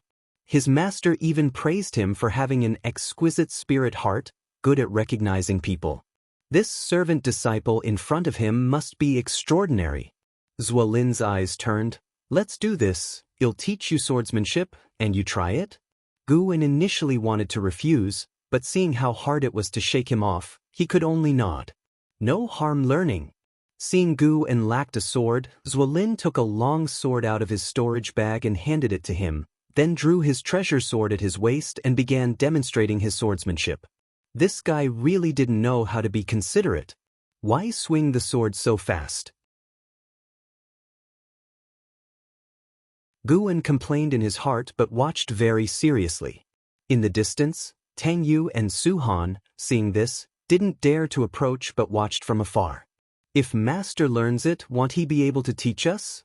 Su Han said with anticipation, his love for swords evident. Among all the paths of immortal cultivation, only sword cultivation captivated him the most. Tang Yu nodded. If Master learns it and we ask him, he definitely won't refuse. In their hearts, Guan was the best master. The key issue was whether Master could learn Zuo Lin's swordsmanship. The answer was affirmative. Guan had invested 2,000 years of lifespan into Li family's 7 swords, and his sword Dao accomplishment was already high. The swordsmanship demonstrated by Zuo Lin, though good, wasn't as advanced as the upgraded 7-sword art of the Li family, let alone comparable to the 9 devastating swords. Of course, Zuo Lin couldn't have taught his strongest swordsmanship right at the start. After finishing his demonstration, Zuo Lin turned to Guan and asked, how much did you memorize? Guan shook his head. About 20%? I'm not sure. Your swordsmanship was so fluent, it dazzled me. I already forgot the earlier moves. Zuo Lin frowned, immediately asking Guan to give it a try. So, Guan began to perform Zuo Lin's swordsmanship, his movements hesitant, and his swordplay stiff, making Zuo Lin's frown deepen. From afar, Tang Yu and Su Han felt hopeless, thinking their master couldn't learn it. After fumbling through the moves, Zuo Lin, unwilling to give up, demonstrated again, this time slower. But even then, Guan couldn't memorize all of it. After half an hour of struggle, Guan found an excuse to slip away. An angry Zuo Lin found Leah, complaining that Guan was mocking him. Upon hearing the reason, Leah couldn't help but laugh. He truly lacks swordsmanship talent and hates practicing swordsmanship. Really? Zuo Lin's anger subsided considerably, yet he still thought of Guan's previous movements. He felt Guan was hiding something. He's my junior brother. Don't I know him? Leah gave him a glance, warning, stop pestering him. It's already good enough for you to stay here. If you keep bothering him, go back to the outer sect and find your father. Zuo Lin fell into contemplation, gazing at the loft where Guan lived, lost in thought. Meanwhile, inside the loft, Guan sat cross-legged on the bed, eyes closed, recalling the swordsmanship taught by Zuo Lin. He slowly opened his eyes, which flashed with sword light. He brought up his attribute panel, and in the ultimate skill section appeared, Wood Spirit Sword Technique. Wood Spirit? Could it be a Wood Attribute Swordsmanship? Guan's divine Wood Pure Yang skill was Wood Attribute. If he cultivated Wood Attribute spells, he could achieve twice the result with half the effort. He quickly learned the Poison Wood Array taught by Jiang Qiong. However, for now, he didn't want to enhance this swordsmanship. He needed to save up to 100,000 years of lifespan. The lifespan detection function activated at 1,000 years, the lifespan barrier function at 10,000 years, so 100,000 years should unlock a new function, which he always looked forward to.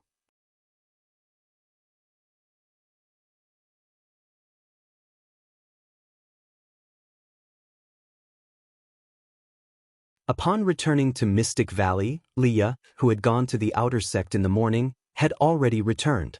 However, Lin hadn't come back, which was good news for Gu, and Liye approached Guan and said, "The outer sect gathering in the realm has ended. Next is the time for inter-sect exchanges. During this period, there will be disciples patrolling nearby, so I must also return." Upon hearing this, Guan immediately showed reluctance and said, "Then I won't try to keep you. You have a heart for the immortal path. I can't be the one to hold you back. If you ever miss this place, come back anytime. As long as I'm alive, I'll always be here waiting for you." Liye nodded and then pulled Guan into the attic. After closing the door, he took out 3 white jade bottles from his storage bag and placed them on the table, saying, "These 3 bottles of elixirs are respectively the Foundation Establishment Pill, the top-grade Spirit Elixir, and the Soul Cleansing Pill. Keep them safe and don't expose them lightly, especially the Foundation Establishment Pill. You must keep one for yourself. Don't trust your disciples too easily. There are many who would kill their masters for elixirs. People's hearts can change." Guan was stunned and quickly waved his hand, saying, "No, I can't do this. Even if I were to be the Valley Master for 100 years, I wouldn't be able to repay the Spirit Stones." "Repay what? You are my junior brother, and I will come back to bother you in the future. If you don't accept, I won't come back." Liye glared, speaking sternly. Hearing this, Guan could only reluctantly accept. He felt deeply moved in his heart. More than the valuable elixirs, he cared about Liye's sentiments toward him. Liye continued, "Last night, a demon cultivator battle took place 100 miles away, resulting in several deaths and injuries. They were all geniuses from various sections. Their deaths will surely attract investigations. It's best if you don't leave the valley for the next few days." Guan nodded and was about to say something when Liye turned and left. He didn't leave through the front door but leapt out of the window, using sword control to soar, passing the mountain peaks, and disappeared without a trace. Guan turned back to look at the 3 bottles of elixirs on the table, remaining silent for a long time. Finally, he sighed and waved his sleeve, putting the 3 bottles of elixirs into the storage bag. Late at night, Guan came to the 8 scenic caves and walked to the green vine tree. Qiong was still meditating in front of the pill furnace, her aura growing stronger, close to reaching the 9th layer of the core formation realm. Guan felt happy for her. Finally about to leave. "Dear disciple grandson, you haven't visited me in a long time. I thought you almost forgot about me," Qiong's voice sounded. Guan approached to salute and helplessly said, "Martial Master, can you drop the deer?"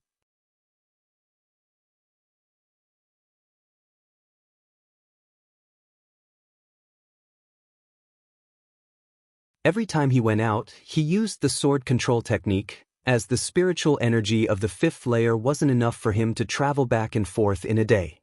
He avoided using the heavenly residence sword, instead, footing on a common flying sword, an ordinary magic artifact obtained from the outer sect, for the sake of appearances. Summer turned to autumn, with falling leaves blanketing Mystic Valley. After autumn, winter snow covered Mystic Valley in white. One day, Guan was in the attic, writing with a brush. Having read the Green Hero travelogue many times, he wanted to write one himself. It so happened that during his last visit to the outer sect, he discovered that writing books could earn spirit stones, though the review process was stringent. With his background as a reincarnated person from Earth, he decided to astonish the Supreme Sect a little. By earning more spirit stones, he could buy more seeds. While engrossed in his writing, he suddenly sensed something and frowned. The sky outside the window darkened, and rolling thunder clouds surged from the horizon, enveloping the heavens and the forest with a terrifying celestial might.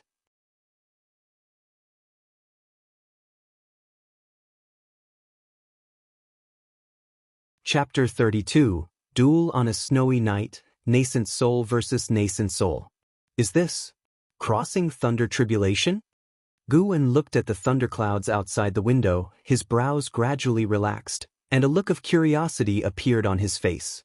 He was not worried, as he felt the celestial might was far from Mystic Valley.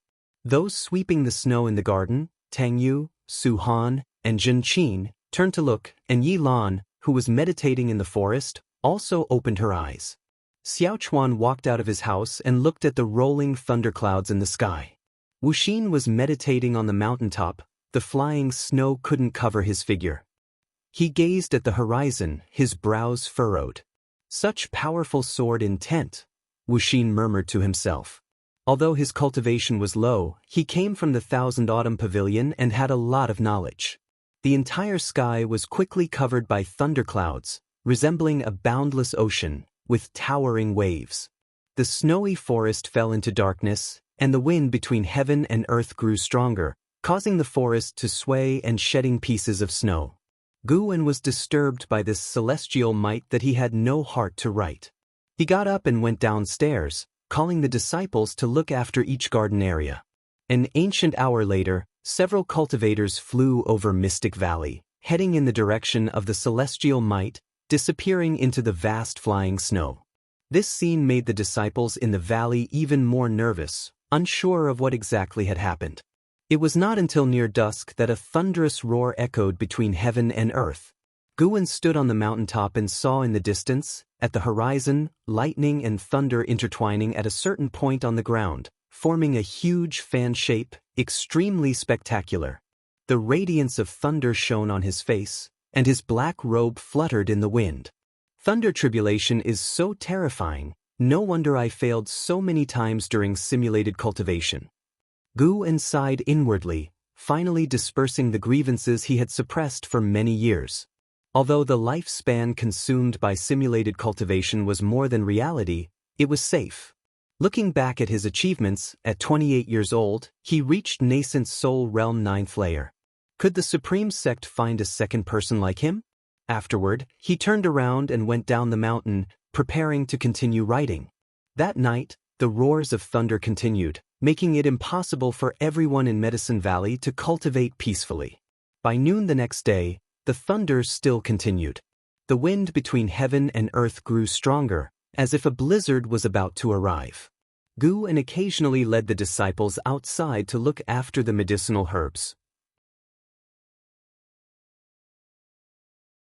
After 3 days and 3 nights, the thunder stopped. As the thunderclouds dispersed in the sky, sunlight finally poured down, bringing relief to the disciples of Mystic Valley. However, they had not been happy for half a day before a sharp pressure enveloped heaven and earth, making them feel a heaviness in their chest and their hearts pounding in alarm. In the loft, Guwen put down his brush, his gaze turned to the window, his brows furrowed. He sensed a strong sword intent coming from the horizon, unable to judge how far away it was for the time being. What is he doing? Guwen felt puzzled. Just finished crossing thunder tribulation and started comprehending swordsmanship? So desperate? Guwen could only pray that the other party would not affect his Medicine Valley. Although the other's sword intent was strong, he secretly compared it and felt it was inferior to his Taicang Divine Shocking Sword. After all, the Taicang Divine Shocking Sword was something he created by sacrificing 2,000 years of lifespan. How many people in the mortal world could live for 2,000 years? Late at night, 8 scenic caves. Guwen came to visit Qiong. He arrived under the green vine tree and raised his hand to pay respects to Qiong. For the next while, don't come in again to avoid being discovered by Ziwei. Qiong said without opening her eyes. Ziwei? Guwen remembered this person, who was Wang Lin's father. When the father and son flew over Mystic Valley, he had even thrown a lifespan detection at them. Ziwei's previous cultivation level was at Core Formation Realm 9th layer. After Tribulation Crossing, he would be a Nascent Soul Realm cultivator. Guwen thought quickly in his mind, then nervously asked, "Who is Ziwei?" "He is the one who crossed Thunder Tribulation these days. According to your master, he has already earned the title of Maniac Swordsman of Tsanghu Lake." Qiong replied. Maniac swordsman of Tsanghu Lake? Guan curiously asked. Martial master, do you know him? Yes, we are old acquaintances. Back then, he overestimated himself and attempted to pursue me as a Daoist friend.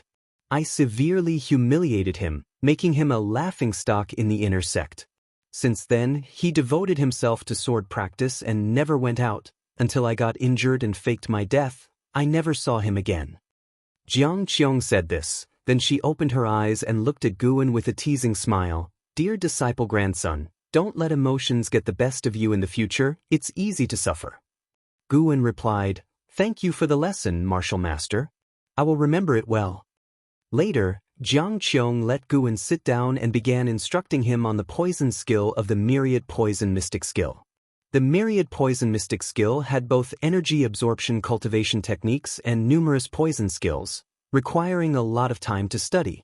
After staying in 8 scenic caves for 2 ancient hours, Guan left. 3 days later, at dawn, Guan was leading the disciples in practicing exercises. They stood on the snowy ground, the cold wind was biting, yet they were still dressed lightly. A breaking sound came, startling everyone to turn and look, only to see the eastern mountain peak struck by a sword chi. 2 large trees on the mountainside were cut down, cascading down the slope and finally blocked by a row of trees, sending dust and snow flying like white mist. Looking upward, the cliff face had a 2 zhang long crack, as if someone had carved it with a giant sword, very spectacular.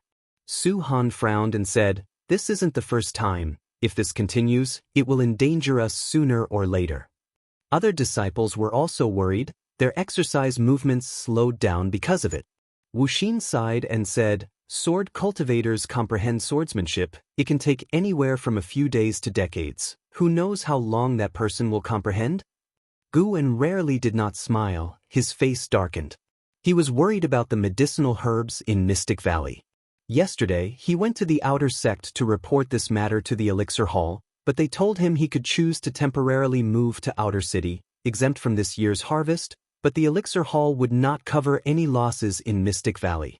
The medicinal herbs in Mystic Valley were precious to Guan. How could he give them up? If Mystic Valley collapsed, 8 scenic caves might be exposed as well. He must come up with a solution. Guan's eyes flickered. For the sake of life, he could endure humiliation, but for his medicinal herbs, he would fight. All right, continue practicing exercises, then each go cultivate. If that person is still here in 2 days, well, move to the Outer Sect to avoid. Guan said. Upon hearing this, all the disciples were energized. They were also worried that Mystic Valley would collapse, so they had been wanting to go out to avoid it. The winter days passed quickly. Night gradually fell. On a mountain top, Ziwei in a gray robe was meditating. In front of him stood 5 swords, each with a different shape, even the blades' width varied. Under the night, with snow flying, the snow falling on him melted quickly, turning into wisps of white vapor, making his aura appear more powerful. On a mountain peak 100 zhang away, Lin was meditating on the cliff edge, surrounded by 3 large flags. The flags fluttered, and when sword chi struck, an invisible barrier dissipated it, leaving him unhurt. Although uninjured, the booming sound of sword chi hitting the formation woke Lin. He looked up at his father, frowning, envy showed in his eyes. People say dragons have dragon offspring, phoenixes have phoenix offspring. Why didn't he inherit his father's sword Dao comprehension? Feeling his father's powerful sword intent, Lin was fascinated. Even though his spirit root qualification was outstanding and his energy absorption speed far exceeded his peers, he only wanted to become a powerful sword cultivator like his father. If not for studying swordsmanship, his cultivation realm would be far beyond foundation establishment realm's 2nd layer. Sigh. Lin sighed and prepared to continue his sword enlightenment. He didn't believe he couldn't make a name for himself in the sword Dao. Just as he was about to close his eyes, he suddenly saw his father stand up, making him freeze. Is it over? Ziwei stood on the mountaintop, facing Lin's direction, but his gaze was higher, staring at a higher mountain in the distance. The night was deep, no one could be seen, yet he sensed a sword intent locking onto him. The 5 treasure swords in front of him began to tremble, as if facing a formidable enemy. Lin also stood up and asked loudly, "Father, what's wrong? Did you succeed?" Ziwei did not answer, but asked, "I wonder which Daoist friend has arrived. Why not show yourself?" 10 li away. Guwen in white clothing stood on the mountaintop, a wooden mask on his face, spiritual power covering his face under the mask to avoid divine sense detection. His white clothes fluttered, blending with the snowy background. He played with a leaf in his right hand, with strands of sword chi coiling around it. From a high viewpoint, he could see Ziwei and also see Lin. Before emitting sword intent, he had surveyed the area within 100 li, confirming no other strong cultivators before coming to this mountaintop. Guwen did not like innocent killings, but Ziwei threatened his medicine valley and had to be driven away. "Blame yourself for choosing the wrong place," Guwen murmured to himself. He had already activated his cultivation technique, infusing spiritual power into the leaf. At the same time, Lin heard his father's words and quickly turned around. With his foundation establishment cultivation, he couldn't see 10 li away, much less at night with flying snow obstructing his view. Not seeing the visitor made him nervous. Ziwei felt the increasing sword intent of the other person, knowing this battle was inevitable. A demon path spy? Or one of theirs? Ziwei's eyes flickered. His right hand grasped a treasure sword in front of him. This sword was slender, with a red blade. As he held it, the blade ignited, becoming the brightest sight in the night sky. He drew his sword and swung it in the air, creating a trail of fire suspended in the night sky. In such cold weather, using the devouring flame sword technique, it seems the recent sword enlightenment has greatly enhanced father's sword Dao. Lin turned around, seeing the sword fire in his father's hand, showing admiration. No matter who came, he believed his father wouldn't lose. "Since Daoist friend refuses to speak, I can only assume you intend to disrupt my path enlightenment.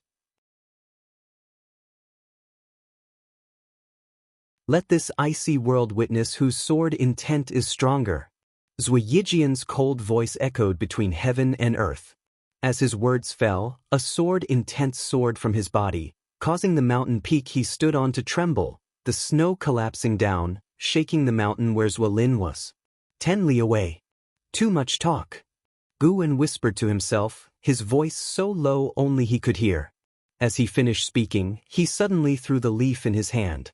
What flew out didn't seem to be a leaf, but a divine sword piercing through time and space.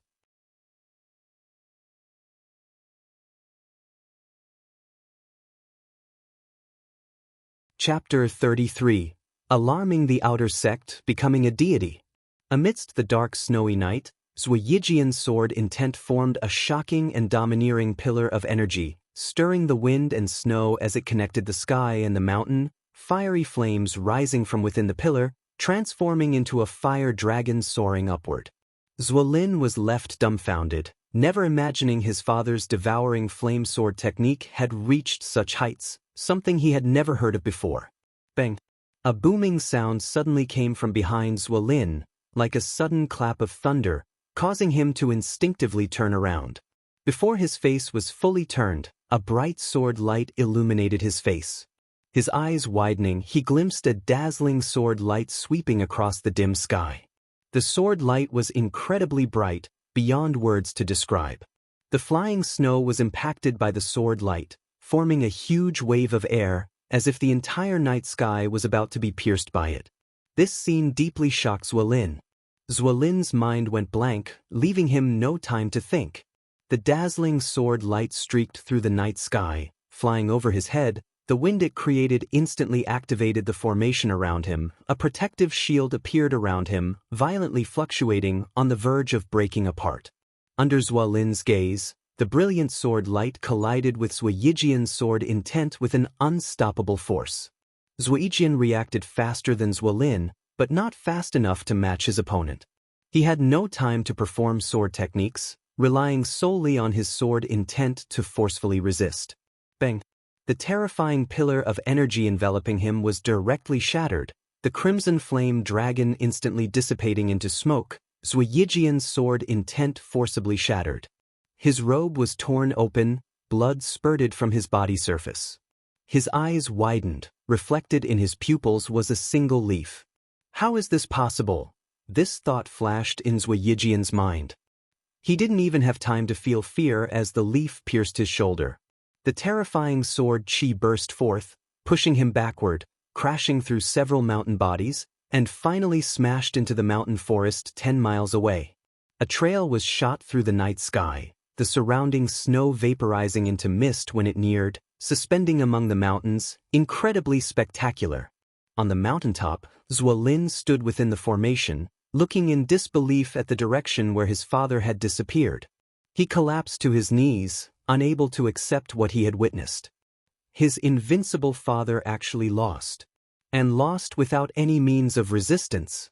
10 miles away, on another mountaintop. Guwen maintained the gesture of waving his hand. The cold wind laced with flying snow made his white robe flutter violently. His gaze under the mask was so calm. How can your 100 years of Dao level withstand my 2,000 years of lifespan investment? Guwen thought to himself, knowing he had already shown mercy, aiming at Ziwei's shoulder instead of his head. He turned and left, disappearing into the vast snow, as if he had never been there. In the morning, Guwen, as usual, led the disciples in exercises. Zhenqin twisted her waist while looking at the sky, saying, "The snow seems to be lighter today." Wuxia looked into the distance, saying, "It's not just the snow, that powerful sword intent has also vanished." Hearing this, the other disciples immediately became excited. Could that person already be gone? It's possible. It said that sword cultivators seeking sword enlightenment need to find places with beautiful scenery to comprehend nature. Our area isn't considered a blessed land. Don't be careless. What if he's just napping? Did you forget the thunder tribulation a few days ago? A great cultivator of that level needs to nap? Listening to their argument, Guwen couldn't help but laugh. He cleared his throat and said, "Do the exercises seriously. Whether that senior has left or not, we will know soon." He hoped no one else would come to the vicinity for Tribulation Crossing or Sword Enlightenment in the future. If he accidentally went overboard, the scene would be ugly. In the following 2 days, with no sword intent enveloping the world, the disciples of Mystic Valley confirmed that the other party had indeed left, and so, Mystic Valley returned to its usual pace of life. Occasionally, cultivators would fly over Mystic Valley, something the disciples had become accustomed to. Only Guwen knew that these people were probably investigating the injury of Ziwei, because he detected that one of the cultivators had a Nascent Soul Realm level 6 cultivation. At night, several days later, Guwen visited Qiong at the 8 Sina Caves. After greeting her, Guwen said, "It seems that Senior Ziwei has already left." Qiong, who was not practicing but performing alchemy, stared at the flames under the pill furnace and said, "Not left, he's either dead or injured." "What? Why do you say that?" Guwen asked in feigned shock. He even added, "He's a great cultivator of the Nascent Soul Realm." Qiong rolled her eyes at him and replied, "So what? There are realms above the Nascent Soul Realm. There were 2 strong sword intents battling a few days ago, one far exceeding Ziwei's, and the fight ended instantly, showing the other's strength far surpassed Ziwei's." Upon hearing this, Guwen felt secretly delighted. On the surface, however, he frowned and hesitated. Will Mystic Valley be in danger? Don't worry, it's been days already.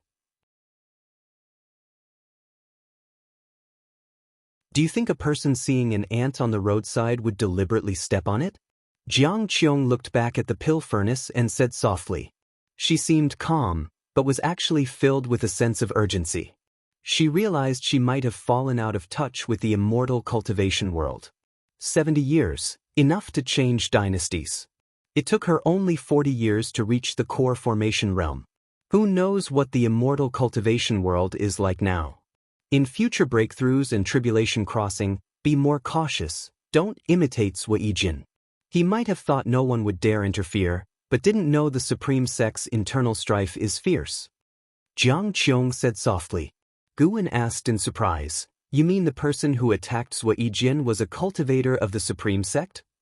Of course, other sects' great cultivators wouldn't rashly intrude into the Supreme Sect, and the other side disappeared quickly, without a second fight, so it can only be someone from the Supreme Sect. Qiong nodded. You've really guessed it right. After making his move last night, Guwen quickly left the scene. Upon reaching Mystic Valley, he sensed several powerful divine senses sweeping past, making him break out in cold sweat. Thankfully, his dragon strength divine primordial skill was strong enough. Qiong clearly had a lot on her mind, and she started educating Guwen on how to navigate the immortal cultivation world in the future.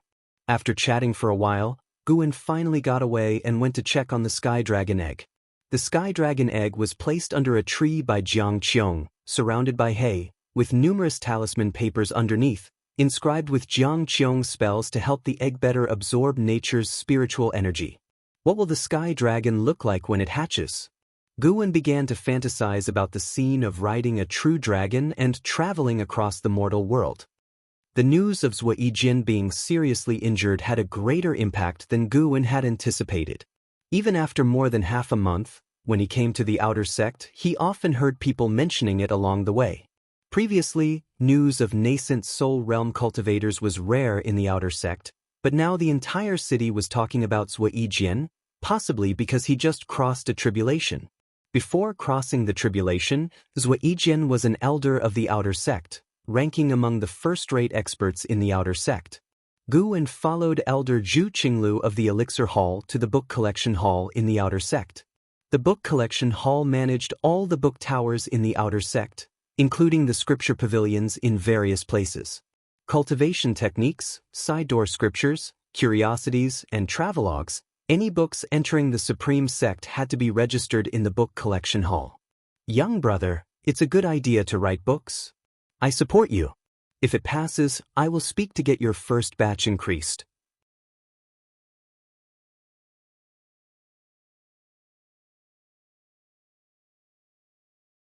You have talent. I'll set a 30% profit share for you. 5% of the books selling spirit stones go to the sect, and 2% to the Book Collection Hall. Guwen quickly thanked him. Zhu Qinglu nodded slightly, feeling that Lu Chang had given him face. Lu Chang smiled and asked, will you use your real name as the author? Guwen shook his head, better not. I fear future troubles. Then use the name Panin, he said.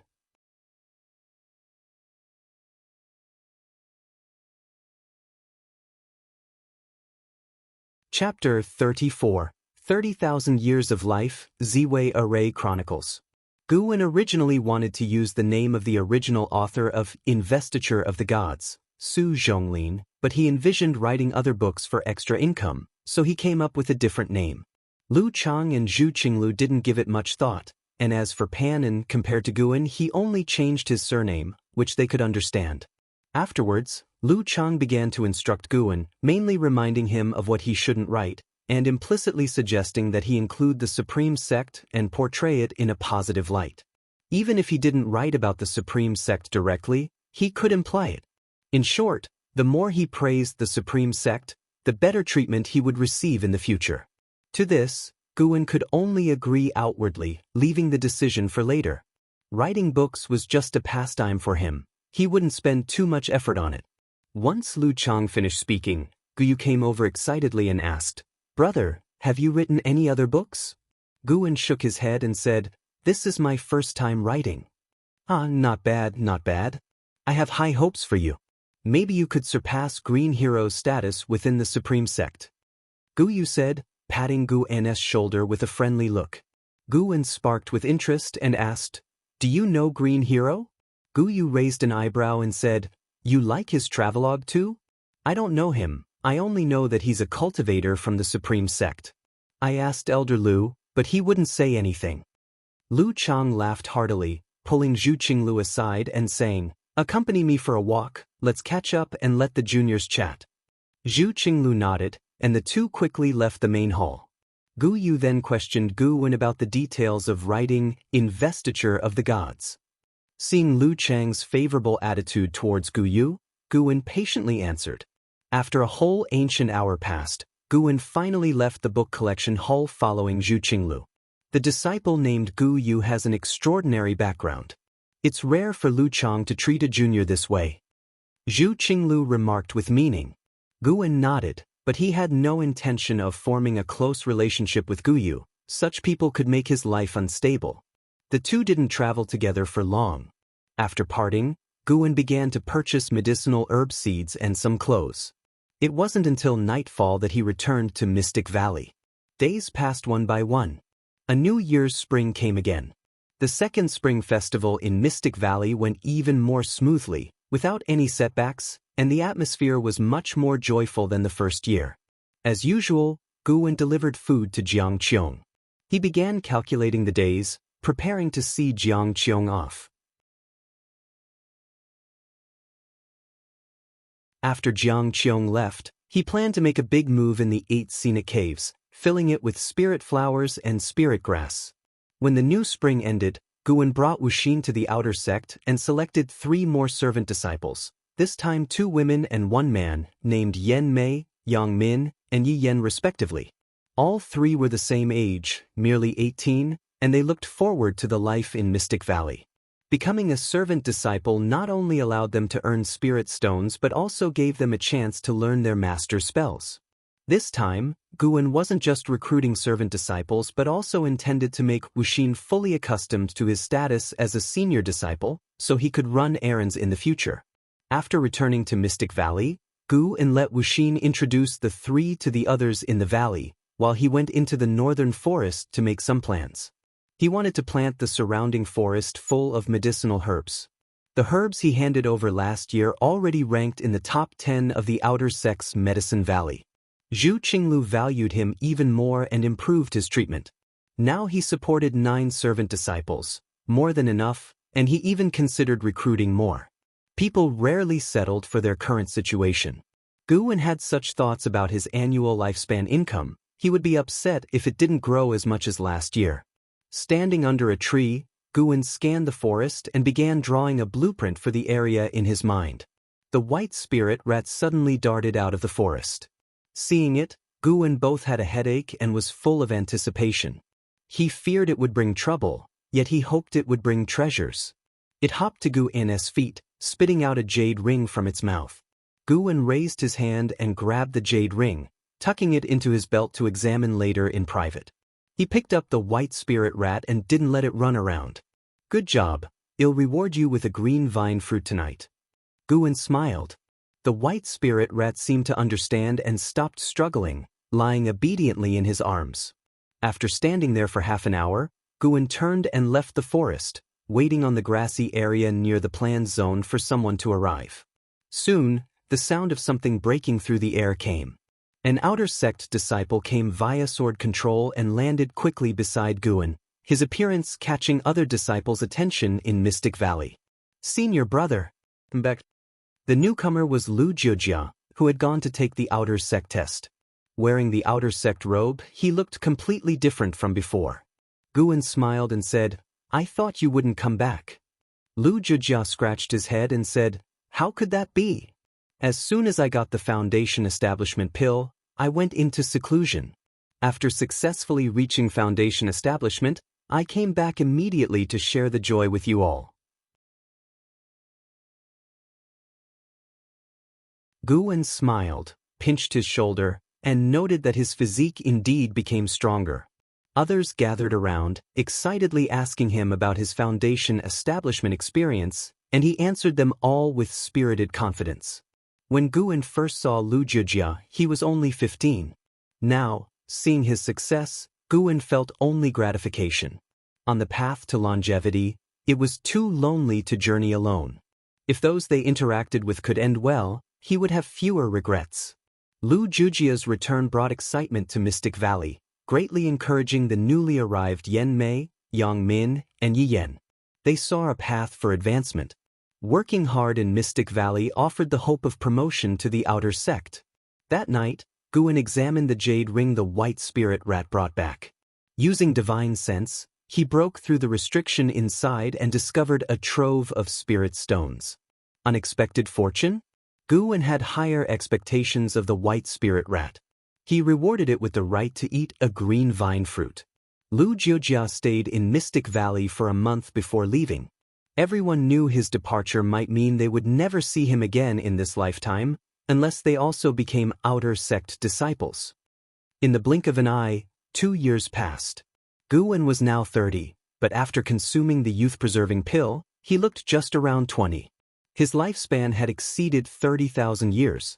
Mystic Valley was expanding, and the number of outer sect disciples seeking his help to manage their caves had reached 11. His monthly lifespan increase kept rising. Life was busy and fulfilling, but he didn't feel tired at all. Instead, he was full of vigor. Summer arrived, and under the starry night sky, fireflies dotted the serene forest. In the forest, Qiong, clad in white, walked ahead, barefooted. She didn't feel any discomfort even when stepping on the tree branches. Guwen followed silently behind. "All right, this is far enough."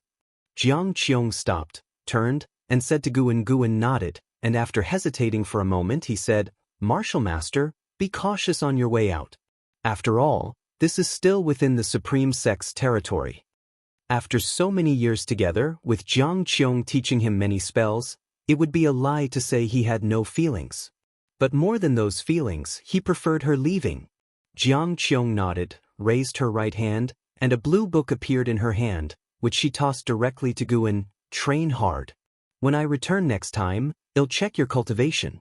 If you disappoint me, I'll beat you up," Qiong said, shaking her fist in a child-threatening manner, making Guwen laugh ironically. Before he could respond, Qiong vanished into thin air, and Guwen could sense her demonic qi quickly fading away. In the dim forest, Guwen's lips curled into a smile as he turned back towards Mystic Valley, inspecting the secret book in his hand. The Ziwei Array Chronicles.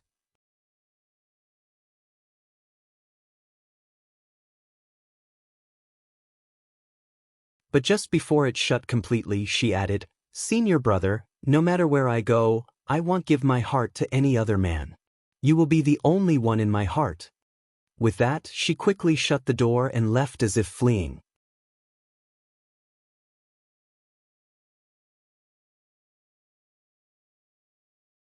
Chapter 35. Flying Leaf Sword Immortal, Divinity Transformation Realm Inheritance. After Yi Lan obtained the Foundation Establishment Pill, she succeeded in establishing her foundation in just a month. That night, Guwen guarded her during her tribulation in the dark, and she passed through it with no real danger. The day after successfully establishing her foundation, Yi Lan bid farewell and left in a hurry. Her sudden achievement in foundation establishment became a major topic in Mystic Valley, leading to many speculations among the disciples. Some said it was Guwen who gave her the Foundation Establishment Pill, others claimed Yi Lan had a fortuitous encounter, and some believed her mountain forest training was divinely aided. Regardless, Yi Lan eventually left. Under the scorching summer sun, Guwen stood on the pavilion's platform, looking at the busy disciples below, suddenly feeling a sense of change and loss. Cheng Xiandan, Zhang Chuanqiu, Lian Menglang, Lu Jiujia, and Yi Lan were all gone. Now, only the younger generation remained. Among them, Xiaochuan had the most seniority under him. Xiaochuan had given up thoughts of moving to the outer sect, but he did not get disheartened and still lived a positive life, finding other meanings in life alongside cultivation. Guwen looked at a corner of the Medicine Valley, where bamboo fences enclosed ducks. Xiaochuan was leaning over the fence, interacting with the ducks. These ducks were not ordinary farm ducks. They had a trace of the bloodline of third-order demon beasts. Each duck cost 100 low-grade spirit stones. Xiaochuan emptied his wallet to buy 2, while the other 10 were paid for by Guwen, increasing Xiaochuan's gratitude towards him. Despite the trace of third-order demon beast bloodline, these ducks would be lucky to grow to the first order. The flesh of low-order demon beasts is also beneficial to cultivators. Should I set up a livestock business? It could extend life and earn spirit stones. Guwen suddenly felt tempted. Raising sheep and cattle in the mountains wasn't out of the question.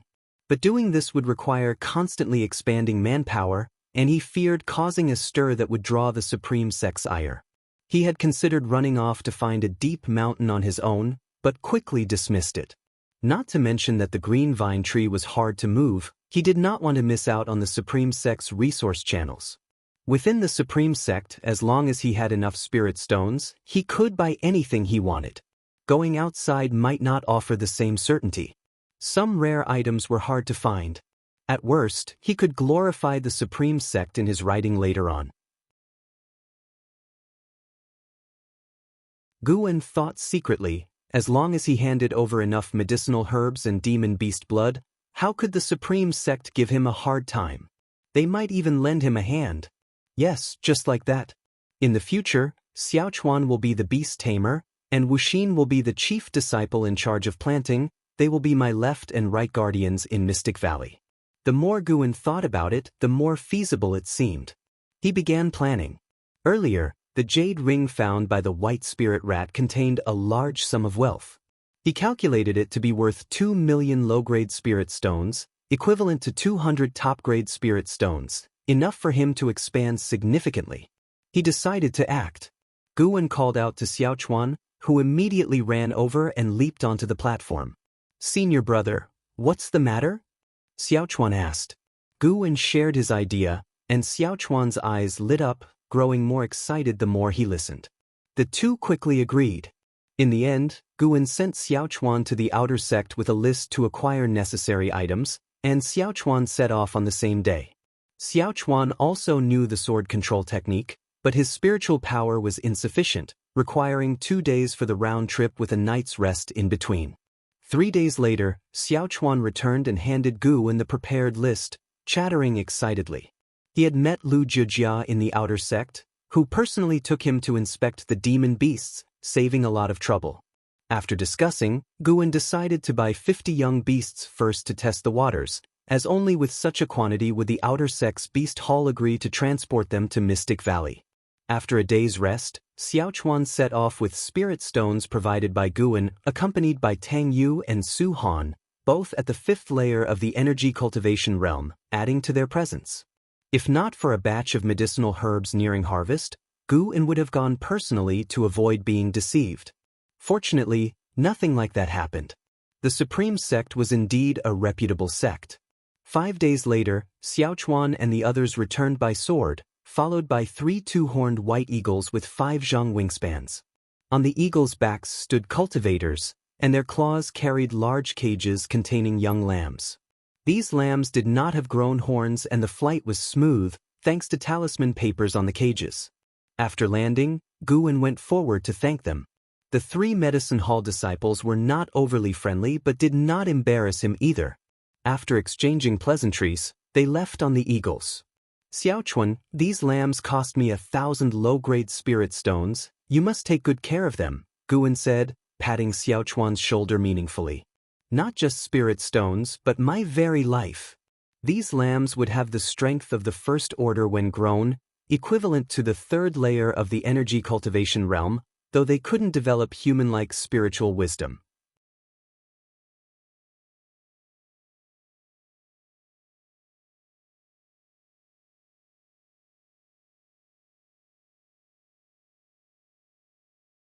By then, call me senior brother, and maybe I'll show you divinity transformation spells. With that, he turned to the window and leaped out, departing by sword. Guwen looked at the footprints on the windowsill, raising an eyebrow. Divinity transformation realm? He had to reach it before Liya returned.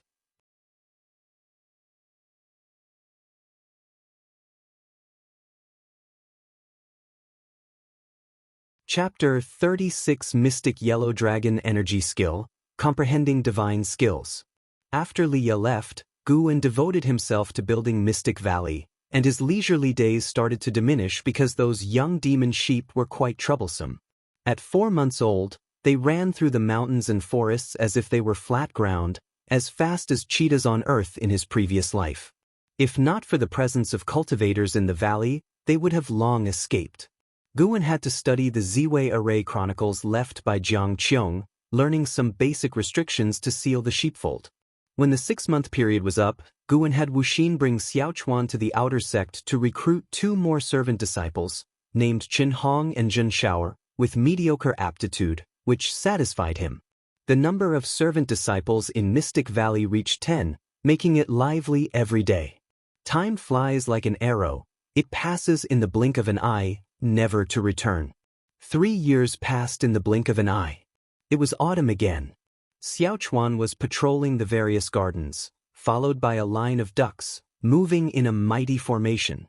Disciples sat absorbing spiritual energy on the mountaintops around Medicine Valley, and the forest would occasionally shake from the movement of Tang Yu and Su Han chasing demon sheep. Guan walked out of the western forest, smiling. He had just picked a batch of medicinal herbs, earning himself several centuries of life. He was increasingly close to 10,000 years of lifespan. His lifespan had now reached 80,000 years. In 3 years, he had gained nearly 50,000 years of life, mainly because the herbs he had planted for many years were maturing, and 1,000 years of life were from managing exterior disciples' caves. The small-frame Jinqin ran out of the forest with a bamboo basket on her back. She hurried to Guan's side and said, "Master, can you teach me alchemy today?" A dry leaf was still on her head, and the hair on the sides of her cheeks was a bit disheveled. Guan chuckled, "Of course, but you have to use your herbs. That way you'll be more careful." Once, Zhenqin overheard Guan consuming a youth-preserving pill, making her interested in alchemy. She pestered him for nearly half a year. "I've been prepared for a long time," Zhenqin said excitedly, hopping around Guan like a girl who never grows up. Whoosh, a sound pierced the air above Mystic Valley. Guan looked up and habitually cast a lifespan detection. Another Nascent Soul Realm Cultivator. This year, more than 10 Nascent Soul Realm Cultivators had passed above Mystic Valley, which made Guan uneasy, feeling something big was about to happen. Even the world's outer sect conference back then didn't attract so many Nascent Soul Realm Cultivators. This won't do. The Dragon Strength Divine Origin skill must be improved. If a great cultivator far surpassing the Nascent Soul Realm appears, what will I do if they see through my cultivation level? Guan decided silently. Over the years, the Dragon Strength Divine Origin skill's enhancement to lifespan had dwindled, and now gaining a year's lifespan in half a year was a good outcome. In 10 years, this skill might no longer increase his lifespan. Then, Guan took Zhenqin back to his pavilion to start teaching her alchemy techniques. Until late at night, Guan sneaked into the 8 scenic caves. After Jiang Qiong left, he had also explored the other 6 tunnels, and at the end of each, there were corpses like Meng Lang, refined by Cheng Xiandan and Jiang Qiong using different poison skills of myriad poison mystic skill. For these poison corpses, Guan temporarily had no intention of touching them. He made his way to the green vine tree, rolled up his sleeves, and began meditating. At this moment, a shadow fell from the tree and burrowed into his arms. A little black dragon. Its body was slender, about 2 feet long, with a pair of dragon horns and dragon whiskers on its mouth, covered in tiny black dragon scales, and its 4 claws were sharp. It looked much like the dragons in ancient Wuxia legends, but with a different color. This was the holy beast of the ancient sky sect, the Sky Dragon. Guan stroked it while checking its lifespan. Sky Dragon, First Order 1/965/18,000. Its lifespan has increased again. When the Sky Dragon was born, it had only 500 years of lifespan. Now, in just 1 year, its lifespan had almost doubled. No wonder it had the potential of a 9th-rank demon beast. Guan recalled the process of the Sky Dragon acknowledging him as master last year, smiling unconsciously. When it was just born, the Sky Dragon bit him directly, causing him to angrily throw it away, and then it pitifully came over to nuzzle him. Guan felt the Sky Dragon didn't really acknowledge him as its master but rather recognized who its kin was through blood. They had a bond of soul resonance, allowing him to understand its thoughts but not controlling its life and death directly. The Sky Dragon would only serve one master in its life, indicating that although it was naturally violent, it was also extremely loyal and righteous. "Good boy, go eat now." Guwen took out a demon sheep he had killed from his storage bag.